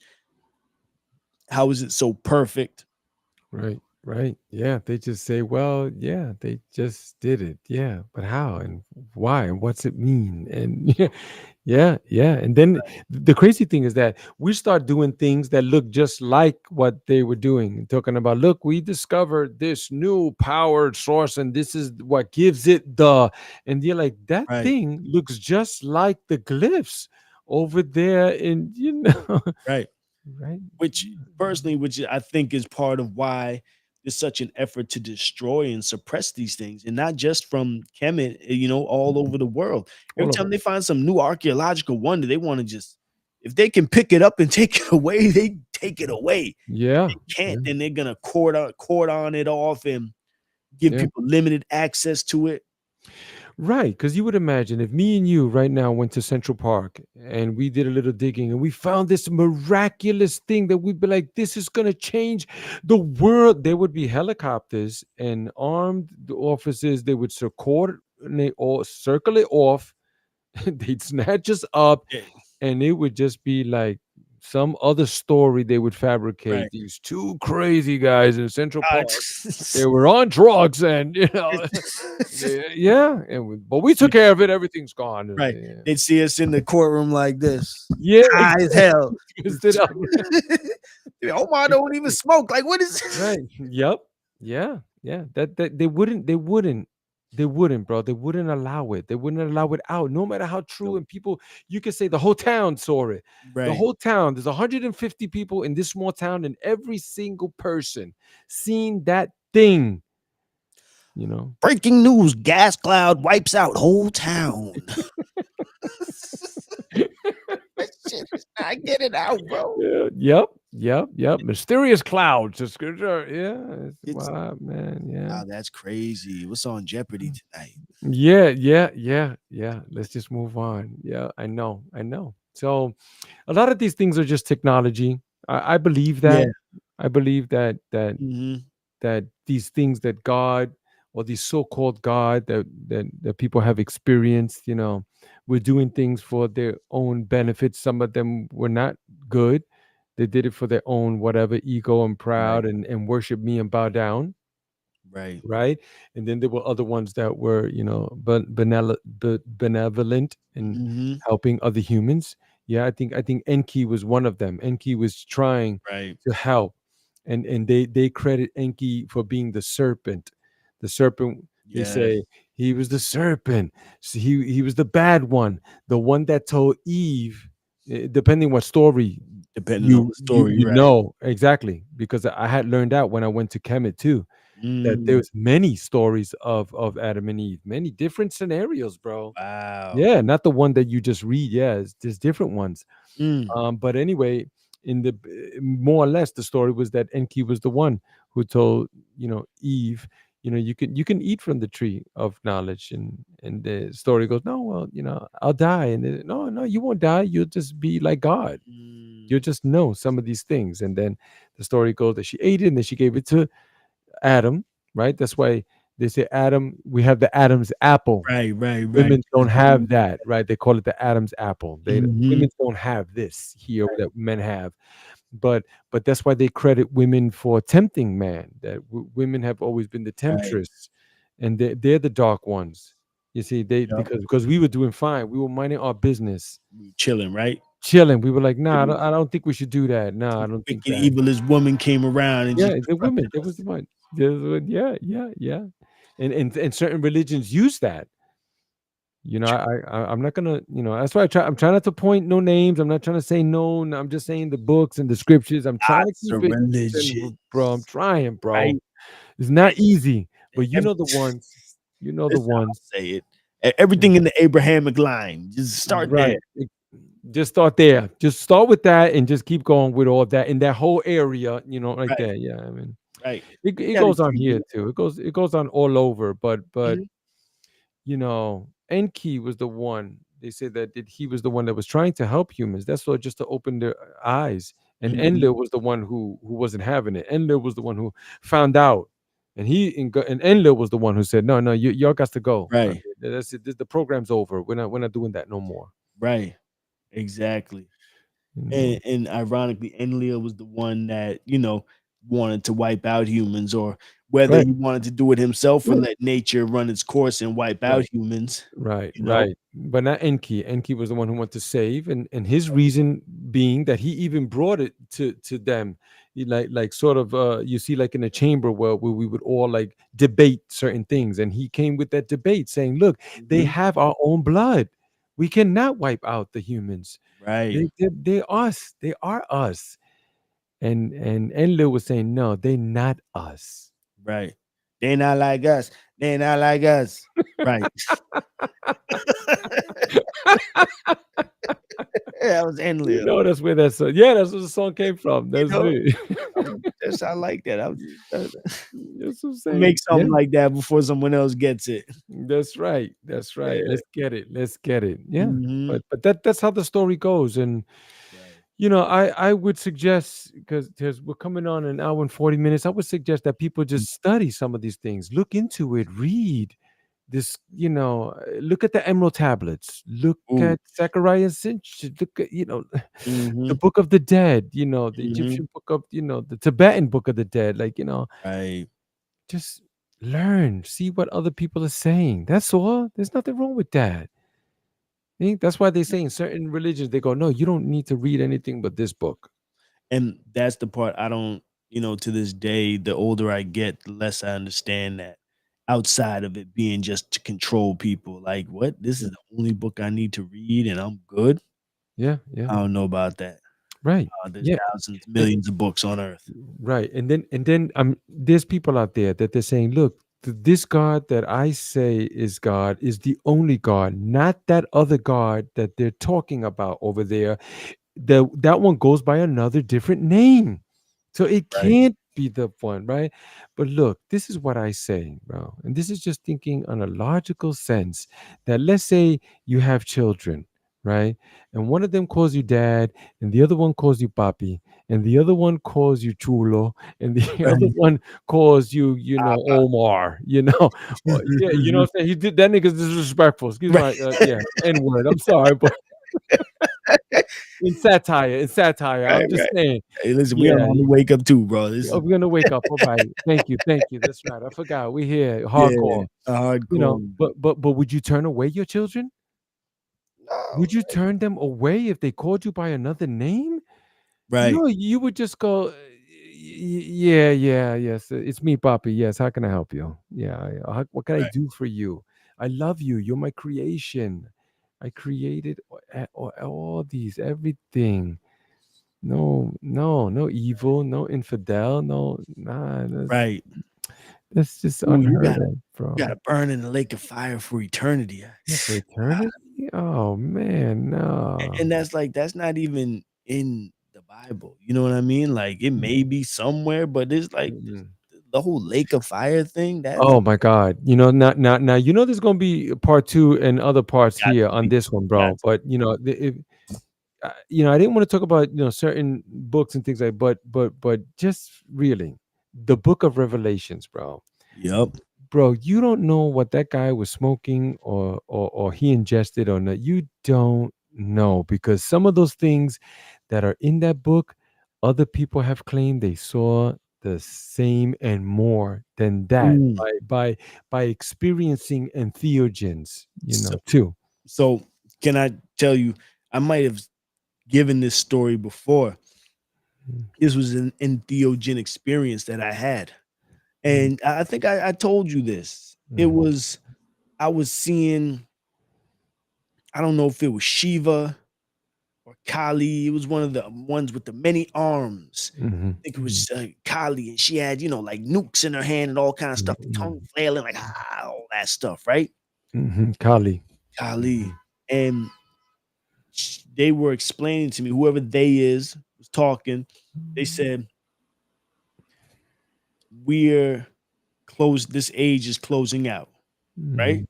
Mhm. They Mhm. said, you all humans can do it the peaceful. We can do a nice peaceful transition, Mhm. close out this. Oh, the cycle is what they call it. The cycle. You can close it out peacefully, Mhm. harmoniously, or we could do the apocalyptic war, kill, all that stuff. You know what I'm saying? All that stuff Mhm. that y'all love in your movies so much. We could do that too. Mhm. And if that's the way you want to do it, then we will help you. And they Mhm. were saying, however you want to do it, we will help you. But Mhm. this cycle is gonna close. Right. And Right. that's what they told me. Wow. Wow. Incredible. Incredible. Incredible. I mean, something, what I don't appreciate, Cam, is lots of people, especially on the social media, they start with this doomsday, thing. Now, come on, man, stop that. This is like so people can tune in to be looking at your page and all of that. Like, oh, something's Mhm. gonna happen. Something's gonna happen any day. Like, yeah, you've been saying that. Like, come on, bro. I remember the world was supposed to end in 2012. Yeah, 2012. What happened there? It Because might have. Let me get it. it Might may we have no, might no. be It we might might have. be Yeah, in some shit right now. We I might. know. I know. Yeah, yeah. But then you see some high level players too. I seen some of them, some that I really like and respected, Mhm. and they were talking about no, it's gonna go down on 22. I'm telling you, it's Right. going down. And I Right. was like, oh, I respect this cat. Oh, I don't know, man. He might be Mhm. right, bro. And then it was 2013, Right. That and came then and went. You're like, 2014. we're still here, I dude. was like, man, he's a sellout or what, man? It's like Right. talking that, and then they change the story. They go, oh well, we got saved. Something changed in the universe, Right. come John Teeter. You know about on. John Teeter? No. Mm-mm. Mm. I don't even want to spoil it for you. No, no. John Teeter came and saved us all. Oh, John Teeters. Oh my God. John Teeter. I'll just give you a little snippet. To John Teeter is an alleged time traveler. Back in the late 90s when the internet was, the internet was a wild place, Mhm, but they had these message boards and this time traveler that came back and he was, talking to people just casually. People were asking him questions. He told them why he would told the people why he was here. And then, he disappeared. Then years later, people started going on the boards and realizing that a lot of things he spoke about were kind of happening. But he's like, things changed. And he was saying like this timeline, the timeline we're on is a changed timeline. It's an altered timeline. mhm, So I remember one question they asked him. This was like 2000, 99, 2000. He says, is there anything different about this one, about this timeline? He says something like, there's a skyscraper. I think he said a skyscraper in New York mhm, that that's no longer there or something like this. This was like early on in the 2000s, and people were mhm, like, after like a decade later, like, wait, was he talking about the Twin Towers? mhm. That's just one of many. There's a lot of things he mentioned Okay. that really do sound like if he was not I'm gonna say it like this: if he was not a real time traveler, he Mhm. did his homework, and it was Right. a group of people who did some excellent homework to kind of map out the world that we live in now. And there was pretty much, there wasn't Okay. any real questions that he wouldn't answer either. Mm-mm. He just wouldn't give people information that could alter the time, alter their lives personally. Like, you know, Right. Right. Yep. they'd Yeah. ask him like, who won the He's a World time Series? traveler. Yeah, who won the World Series in 2001? He's like, how would I even know that? Like, I don't pay attention to that shit. There's a war going on. Like, I'm not Right. paying attention to. Right. Right. Yeah. There's a civil war and a revolution and an invasion. They posted. He claimed to be a soldier time traveling from 2036. It says here. Yeah. Yes. Yeah. Yeah. Interesting, very interesting. There's these books that my wife has read, and her father too, and they're so fascinating. It's called El Caballo de Troya, right? Ooh. That's the horse the Trojan Yeah, horse. the Trojan horse. Right. So, but now this writer, he read a whole number of volumes of this book, and he was saying that how this person had time traveled and got to speak to Jesus and all of these things, and it's a fascinating story, man. It's so deeply detailed that he was within the government and all of that. They say, they say it was a fictional, but some people say no, that wasn't fiction. Mm, But this is the crazy part that got me, is that book, I tried to find it in English. It's not translated in English, bro. wow. No, you could find some of these books that are pure garbage, bro, and they're translated in just about every language on the Right. planet, bro. Right. But that book is not translated in English. That No. is very No one has taken the time out to at least do an audio book of it. nobody. No, El Caballo de Troya. Yeah. Oh man. Yeah. Yeah. Deep stuff, man. Yeah. We don't know, but it's a fascinating thing to look into some of these things. Right. That's what I say. Do your homework, people. Question everything. That Yeah. was for me. That was Socrates. They got him on the charges of not worshiping the local gods and influencing the young people, Right. because he was telling young people, just question everything, man. Just Right. don't take it for that, man. Nah, that's what we're doing here at the Clarity Code. Right. Just make things clear. That's it. And question everything, just like you said. It's okay to question everything. Yeah, but we've got to go, man. There's so many more things that I love to talk to you about, and there's so many Yep. people tapping in. I could see on the Instagram. I see you, family. Peace. Peace. Yep, wounded healer. Dot Blankea. Yeah, I did a podcast with her. She's a powerful sister too. Oh, She's doing peace. some amazing work too, bro. Yeah.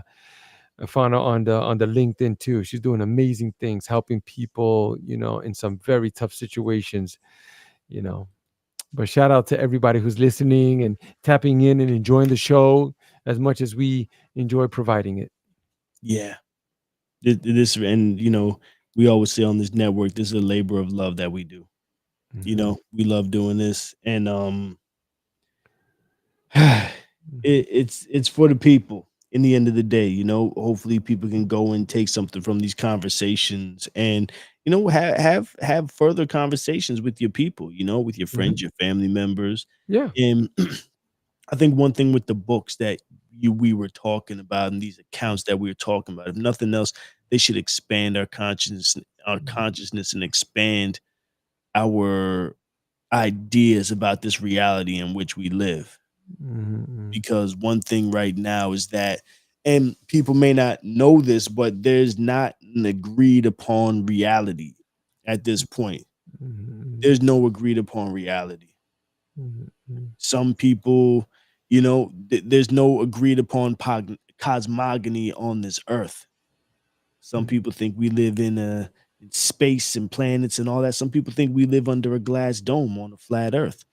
Some Mhm. people think that there's no aliens and there's only, heavenly beings. And other people think that this world is crawling with demons. Mhm. Some people don't even believe in demons. Some people just, you know what I mean? Like, Right. there's no agreed upon version of reality. Mhm. And take that seriously, because that means that you can be interacting with somebody who does not perceive the world in which you perceive this world. Mhm. Mhm. And it's beautiful. Yeah, it is beautiful. And my personal belief is that whatever's happening here in this earth is far stranger than what we can ever imagine. Like, think of the craziest thing that you would think, nah, that's too crazy. It's not that. Yeah, you're right. It's not that. It's even farther out than It's that. It's even farther than that. Flat earth, round earth, it's everything. It's all. There's dimensions going on. These are just humans' interpretations of trying to figure out what's going on, and then they regurgitate some of this information that they've taken from someone else, and if talking about it like it's facts. if you put all the wacky happenings of this earth into one movie, people wouldn't believe it, because it would be an unbelievable movie. It is stupid. I can't watch Yeah, this. yeah. How about that? Yeah, yeah, it's incredible. Yeah, but we think like, oh, well, that's the way my mom did it, my grandma did it, my grandfathers did it. Well, they could have been wrong too. Yep. They could have been wrong. Just question it. They are bad people. They were taught that too. Right. We don't know. And then, I remember in college I told a woman, you know, I told her, how do you know that you're not dreaming right now? Mm, Because in college, that's why some countries don't like colleges. They don't want to teach the people. Why? Because you start to think out the box, and right. and if you think about revolutions are started by people in college, young Right. people. They're not by the guy working. He don't want to go to no war. He's not going to do no revolution. It's the young people, because they start to Right. question things. They're not going to take it no more. So I told her, how do you know you're not dreaming right now?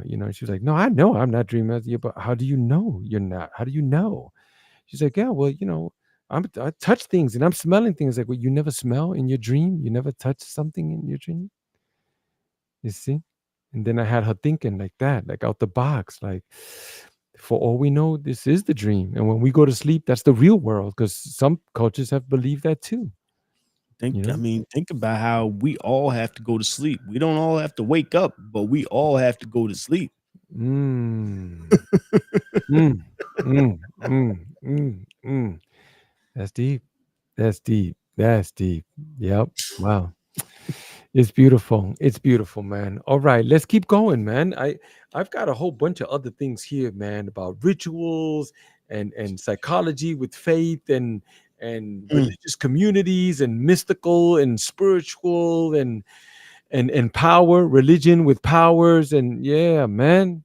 right. Yeah, yep. And then the modern day, where's it all going too? Because I want to be able to speak on that too, right? Because Well, mhm. people hold your thought for a Go, second. Let go, me just please. say this. Some people think like, oh, this is the way it is, and this is the religion, and this is the God, and the man. You don't know what's going to happen 5,000 years from now. You just don't. People lived their whole lives and died by believing about the gods in Mount Olympus and things like that. They swore that it was for real, for real. They're for real. Their Hey, kids learned it, and generations went on. Like, so you don't. and Okay. Mm, with the whole idea of rituals again, I mm, always say like nothing was mundane to the ancients. Everything was sacred. mm, There was a level of sacredness to everything. And mm, so even though we modern days don't live like that, that doesn't mean that everything isn't still sacred. mm, It's like when they build churches on top of a temple that was on top of a temple that was on top of a temple that was on top of a sacred spot that they identified because they were able to do the bio geometry to that area and realize that that was a power node on earth, mm, mm, right? So we're just living on in a civilization on top of all that and don't even realize that everything is still sacred. mm, mm, Maybe rituals weren't just to, you know, for a deity that you couldn't see. Maybe it was because you were interacting with real energies, real intelligences. mm. Right. We're on sacred land. You're in Jersey. I'm in New York. This is Mm. sacred land. We're on Secret sacred land. land. Where's Driving across the country, I've driven across a few times. I learned that this country is a giant um, archaeological site. right? You Right. know, like in real life, like this whole country is an Indiana Jones adventure. Right. Right. Yeah, they're finding some things out now, right? They go, oh yeah, this was over there. Yeah, yeah. They're uncovering it now. It's not like some places where the temples are clear and they know exactly the some, but yeah, where we're at over here, everything is like they cover it up and they overgrow it. They said, nah, don't look over there. I'll tell you what Right. it is. It's I'll tell not. you what it is. Yeah. They call things this is thing they call glacial erratics. Look up Mm, this ridiculous word glacial erratics, mm, folks. mm, mm, They're mm, not mm, glacial. These things were not dropped by glaciers. These were mm, mm. people, Right. intelligent beings propping stones up on Mm, these three little stones, mm, dropping huge boulders on these three little stones, and they're mm. aligned to Right. celestial and they Yeah. paranoid. Okay, Yeah. glaciers did that, right? Okay. Yeah. Yeah. Yeah. Yeah. In It's perfect crazy. formation all across this country. Right. Okay, all right. Yep. All across the world. All right. Even places Yeah. where there weren't glaciers. Okay, no doubt. Right. Right. Yeah. That was one of the things when I learned about like the ancient alien theories, and Mhm. it would reveal these different places on the planet, and that was the truth of it. That's the part that I liked. And then they started adding like this other, like, for entertainment stuff that I didn't Yeah. appreciate. That's why I stopped looking at it, and I don't even watch TV now, period. Right, but right. but when I did, I was trying to see things that was of a learning, but it was more like entertainment.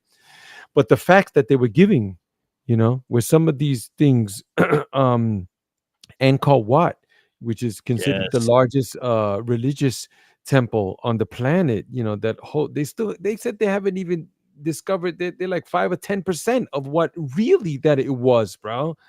Really, Wow. yeah. They just Really? like people just built over it. Like, yeah, let's just build my house over here. I gotta live somewhere, but they're discovering uncovering things, Well, they did a lot of that in Kemet too, It's like, and mind you, it's not like, okay, because we hear about the Arab invasion of Kemet, but it's like a lot of those parts were already abandoned. There was stuff that already the people had left, you know what I Mm, mean? And so you had other people who came and built on top of it.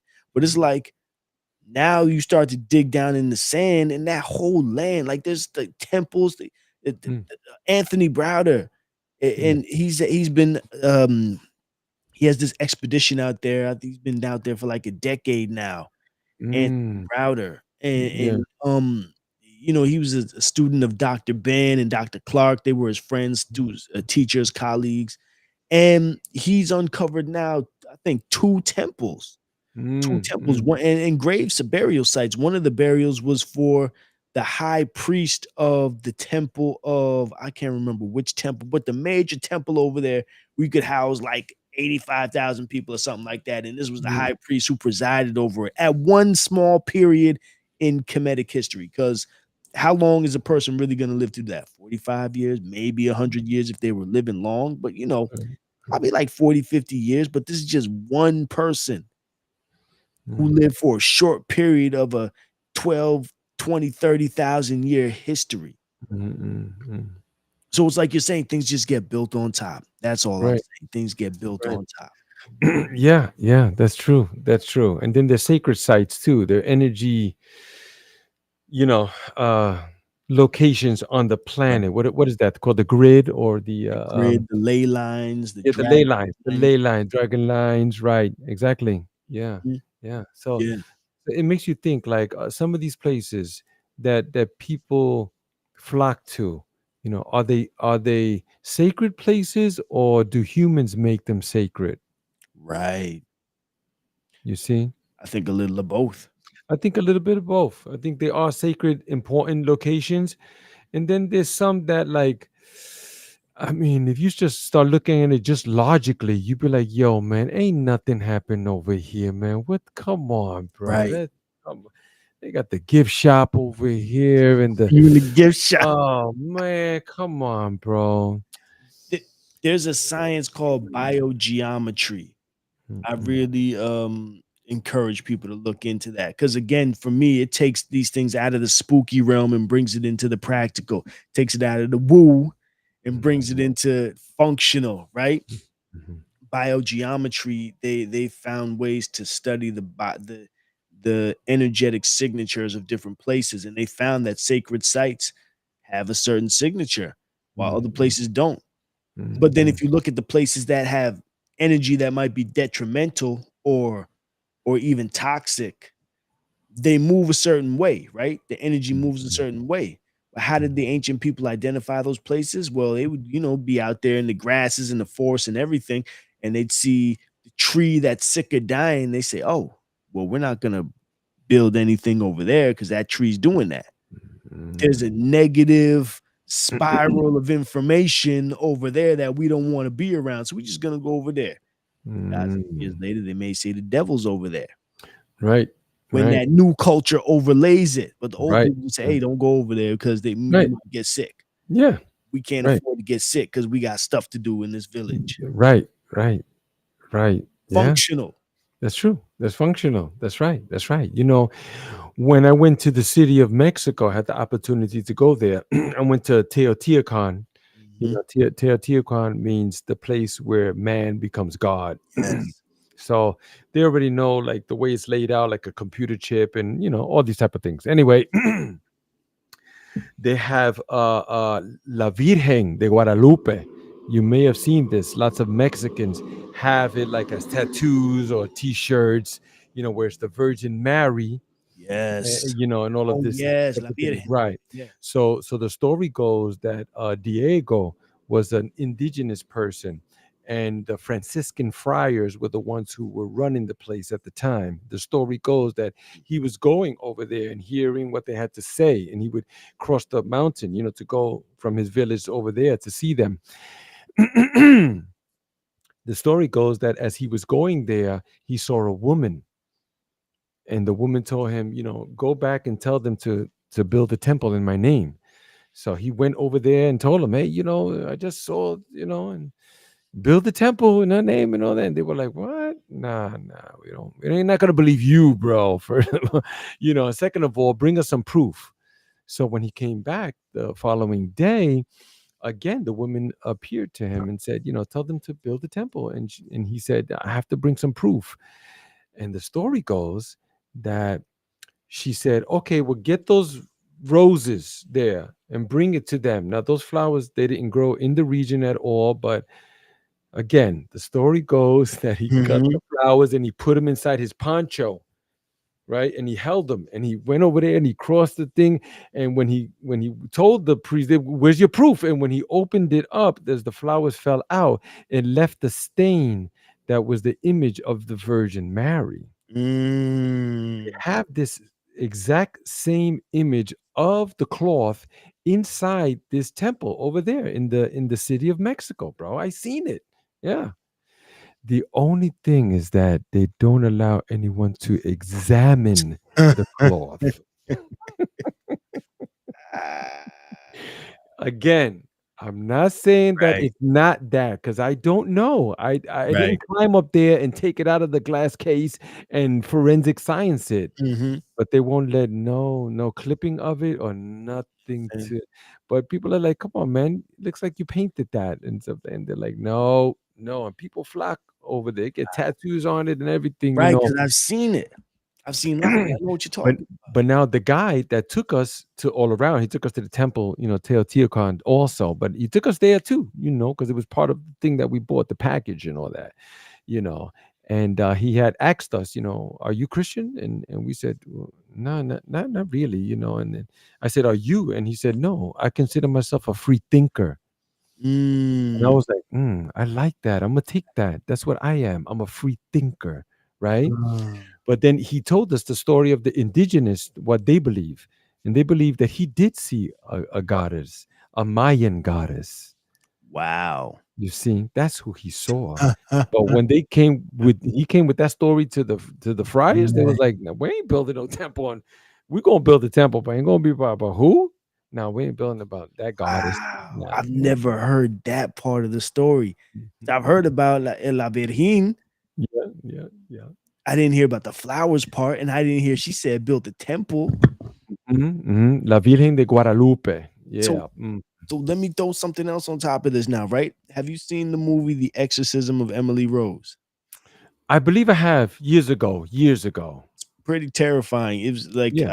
I'm pretty good when it comes to scary movies, but something about this was so real. And they say it's based on a true story. I don't know if that's true. Yeah, They well, say that sells tickets. Yeah, it does sell tickets. yeah, So yeah. this movie, basically, this girl, she's what do you call it? She's infected with a demon, and the priest comes in to come deal with her, and he's helping her out, but then they put her on meds, so that makes it Mm, worse, right? mm, But her pharmaceuticals, and they said that the pharmaceuticals make it so that she can't necessarily fight back anymore, right?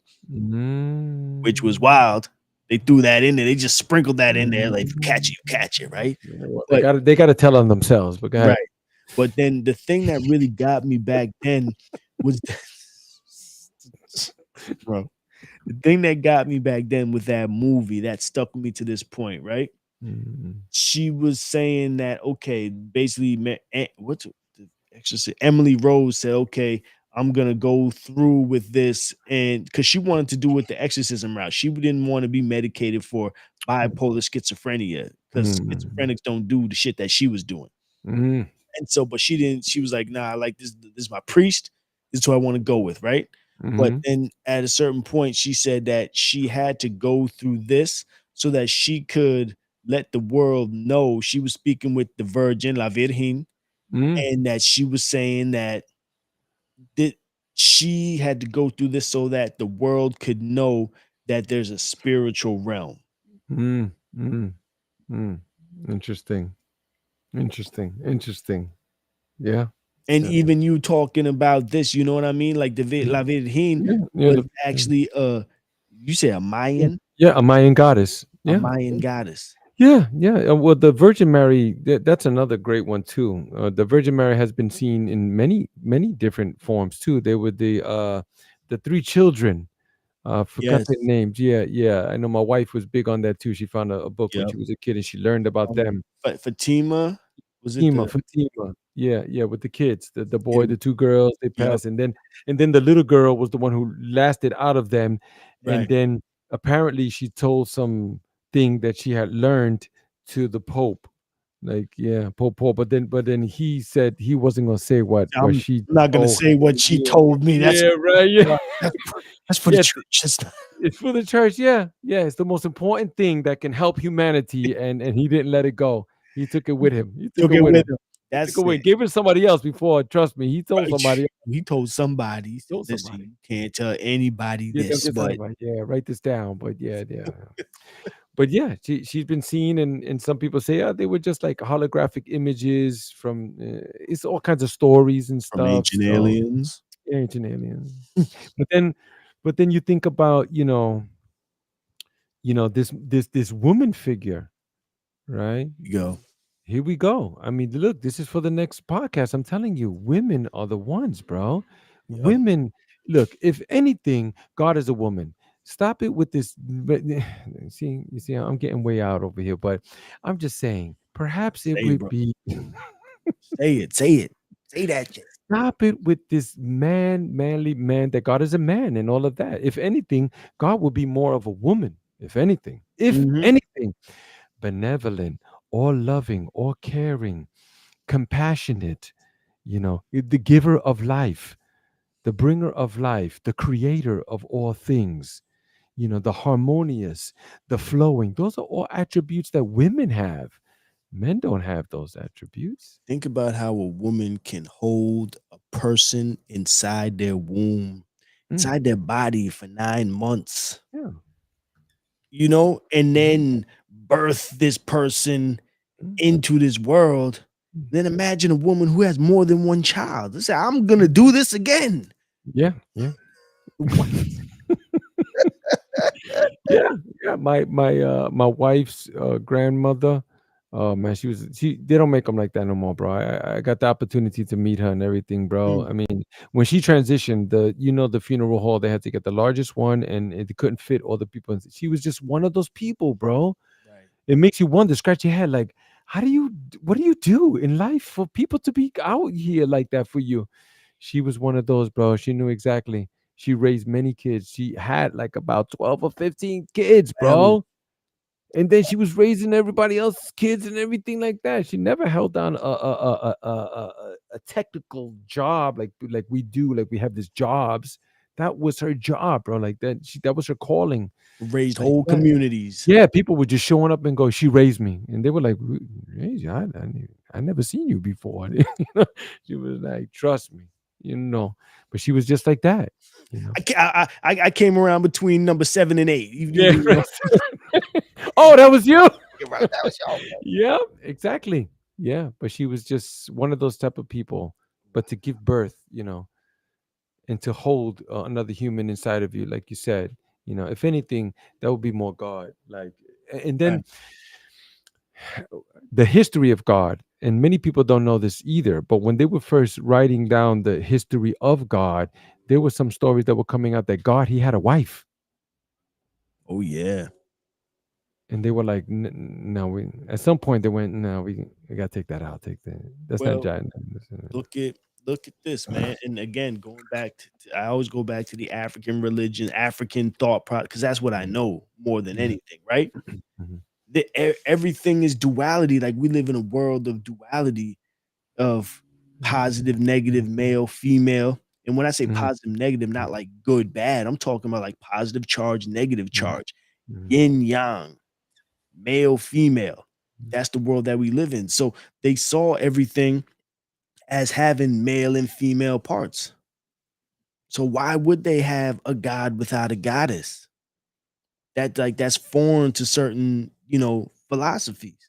right. Yeah. It, Right. Some people say it's the patriarch. it is one of the Kemetic, because they have several trinities. One of Mhm, the trinities is Asar, Aset, and Heru. mhm, That's the man, that's the woman, and that's the child. And when you mm, see Heru sitting on his mother's lap, who's mm, that? That's mhm. Jesus sitting on Mary's lap. It's the Right. same exact thing, just Same exact. just Same. just Same. reproduced in a different culture. Yeah. And Mary, why is Mary so big in the Catholic Church? Because you see the other Mhm. churches, they don't even talk about Mary like that. They be Mary's cool, but she Right. now the Right. Catholic Church is like the Holy Mother. Why? Yeah. Yeah. Because they go back to the Kemetic Mhm. philosophy where Right. Set or Isis is the throne. Right. She's the Right. throne. So there is no kingship without the throne. Mm, mm, that's powerful, brother. That's it. People don't know that. Yes, I am aware of that. I am aware that Mother Mary, man, in some places, Mary's more bigger than Jesus. They're like, Jesus, Yeah. who? Jesus ain't no, come on, man. Jesus, Mother Mary, she's Well, the one. Go to her, bro. She's the one gonna well, help you. Trust. people don't know necessarily that Mary also came in through an immaculate conception. Mm-hmm. Mm, mm, So she wasn't the only one who came through a virgin birth. mm, Or mm, Jesus wasn't the only one who came through a virgin. Mary came through mm, a virgin birth or an immaculate conception because she had to be the one who bore. mm. And when you say this, where is this coming from? The Mary is It's born in of a one of those virgin. books they don't talk about. I see. Okay. I don't Okay. remember which one, but Right. folks say, "Oh, you know what it is? It might be in the Kebra Nagast. It might be in the Kebra Nagast. That's the Ethiopian, one of the Mm, Ethiopian holy books." right. Yeah. Uh, The oldest Bible on the yeah, planet. Yeah. Yeah. yeah, They got right, it. They right, got it. They got it. right. They got it in the Ark of the Covenant. Mhm. Yeah. Right. People Yeah. don't know. People like, "Oh, We don't where's know. the Ark of the—" They do a whole programs about where's the Ark of the Covenant. Like, talk to the Ethiopians and ask them where it is. They Yeah. got the whole book to tell you, and they got the temple where the Right. priest has Hmm. have allegedly Yeah. been guarding it since the day Yeah. they brought it there. Yeah, and it could be still active. We don't know. It could be active. But Right, they're not messing with that. They're not about to bring it out, and ain't nobody about to storm that place to go get it because they done already, reverse engineered lots of those things. Like, there's right, stories about the covenant where the high priest would go in and communicate with God and stuff like that. But right. they had to tie a rope on his ankle because they said that the presence of God was so powerful that, yeah, many of them, they just out and they had to drag him out with the rope. Yeah, yeah. Well, well, it's funny because again, going to the Kemetic temples, like yo, and this just people need to. I think if anyone's religious, they should know this, right? Mm, Because if you look at the Judaic, and mhm, that's the parent of the Abrahamic religions, they have the Holy of Holies. They have the place where only the rabbis can go and all that stuff. Well, the Kemetic has the Holy of Holies too, where only mhm. the high priest could go, and it's the same exact design Yeah, of the yeah. temple. You know And what I'm saying? they should just know it. Yeah, yeah. And if you don't know that, then you don't know that. But if you know that, then you'd be like, wait a minute, I think they're connected. Right, right. Of course they're And connected. Of and in course. there's a place for something that would fit the description of the ark of the Right, covenant. right. Yeah, and there's the stories how, some people will come out like radiating of white, and some people say, well, that sounds like radiation. Right. That is, it's just a power source. Like they got How fried. they were? They were bringing it around the place where the walls, the Jericho and stuff like Yes. that, and he blew the horn, and then the walls fell. That sounds like technology, That bro. sounds like some resonance technology. Like, get into the technology, folks. Yeah, no, it was God. It was God. God, but God don't need you to I go need you to and walk around. walk around carrying something. Don't God? God Why would be like God that. need? God don't need. Yeah, with the cherubs, with the wings and the. Yes. It's nice. That sounds pretty and all that, but God, God don't need you to. Oh, that's where they keep the books, of Noah and all. 10 Commandments, right? There was no library card around there. So Right. I'm just saying, man. Right. God don't need that. I'm just saying people should rethink some of these things, man. Just think about it. Just think. But again, that's when you're dealing with the faith-based first science, you know? Mm. I was looking for because I underlined so many quotes in here and I can't find it right now. But they were talking about how when you had these Africans analyzing their place again, they were going from, what's the universe do? How does it function? What from the smallest to the largest? They said, okay, what is the purpose or function of humans and what is the place of humans in this universe?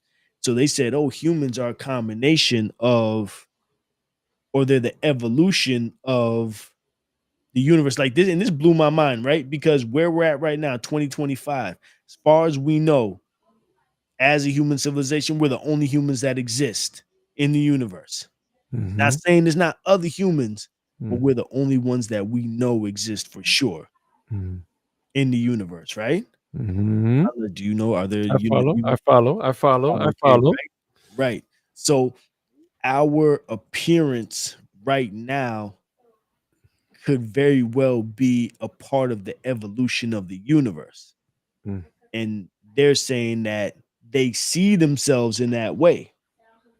Mhm. You Mhm. understand? They know about the creation. They know, like they look at. There's a whole section about how they looked at the different spirals. So all these different African cultures talk about the primordial spirals that Mhm. eventually turned into something else, that birthed into something else that became the universe. But it started as like a subatomic particle.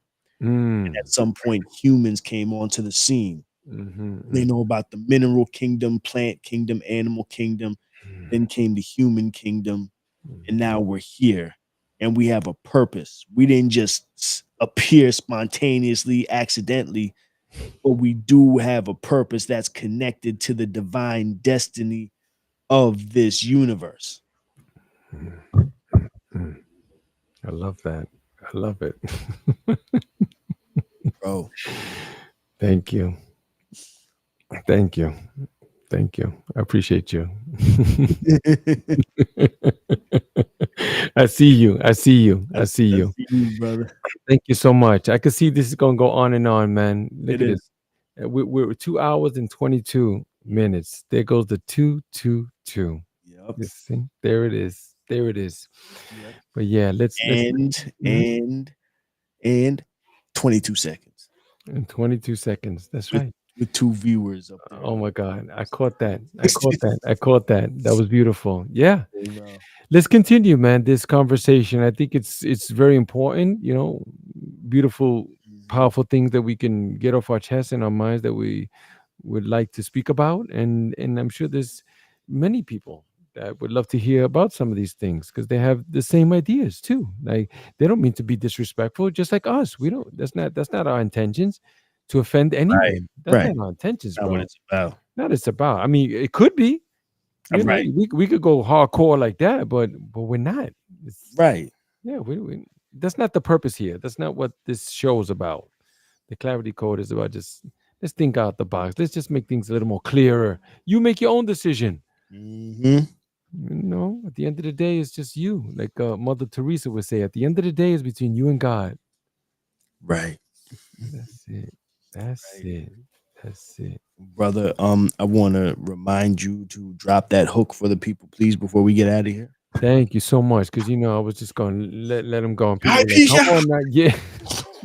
Where's that hook? Let's go. Okay, here it is. The Purple Sage Festival is taking place on September the 21st in New Paltz, New York. And it's at the Stone Mountain Farm.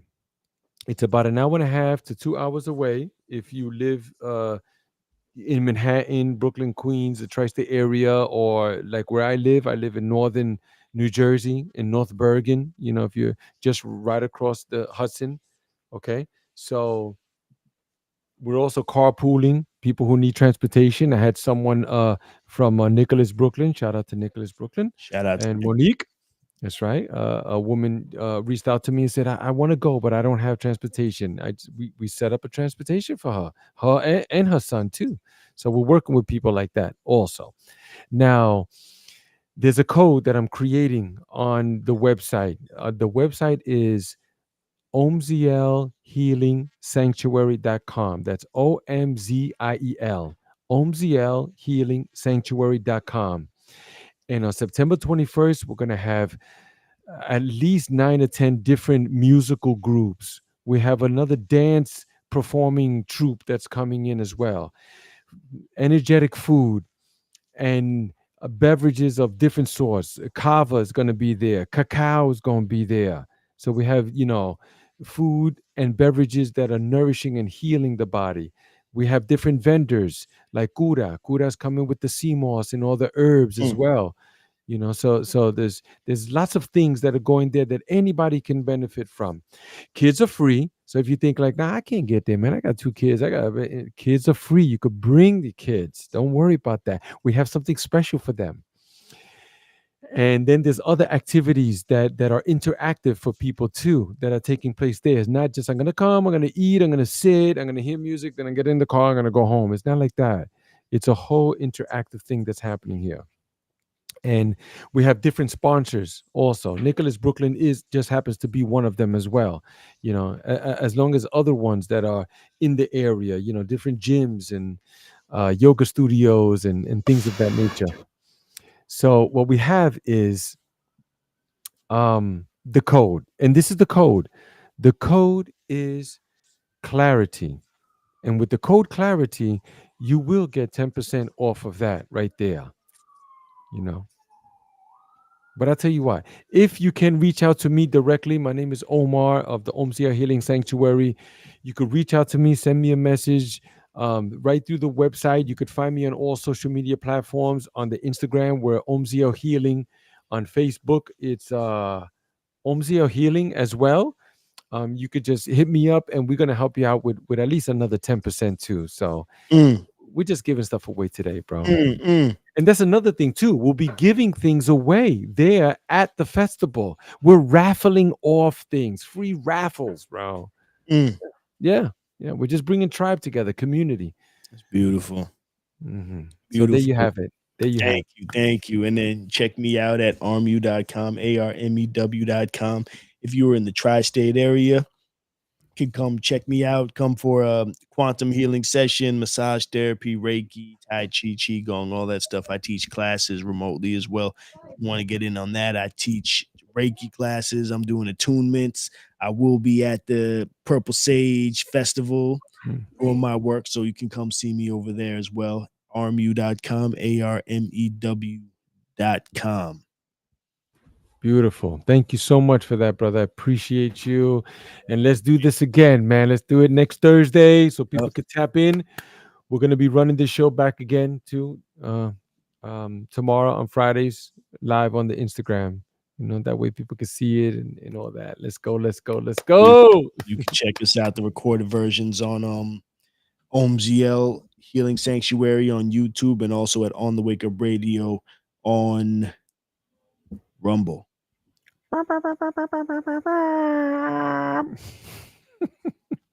Big shout out to super producer Cindy Ashby for bringing us all together. Thank you, my brother Omar. Thank you. Dope show. Okay.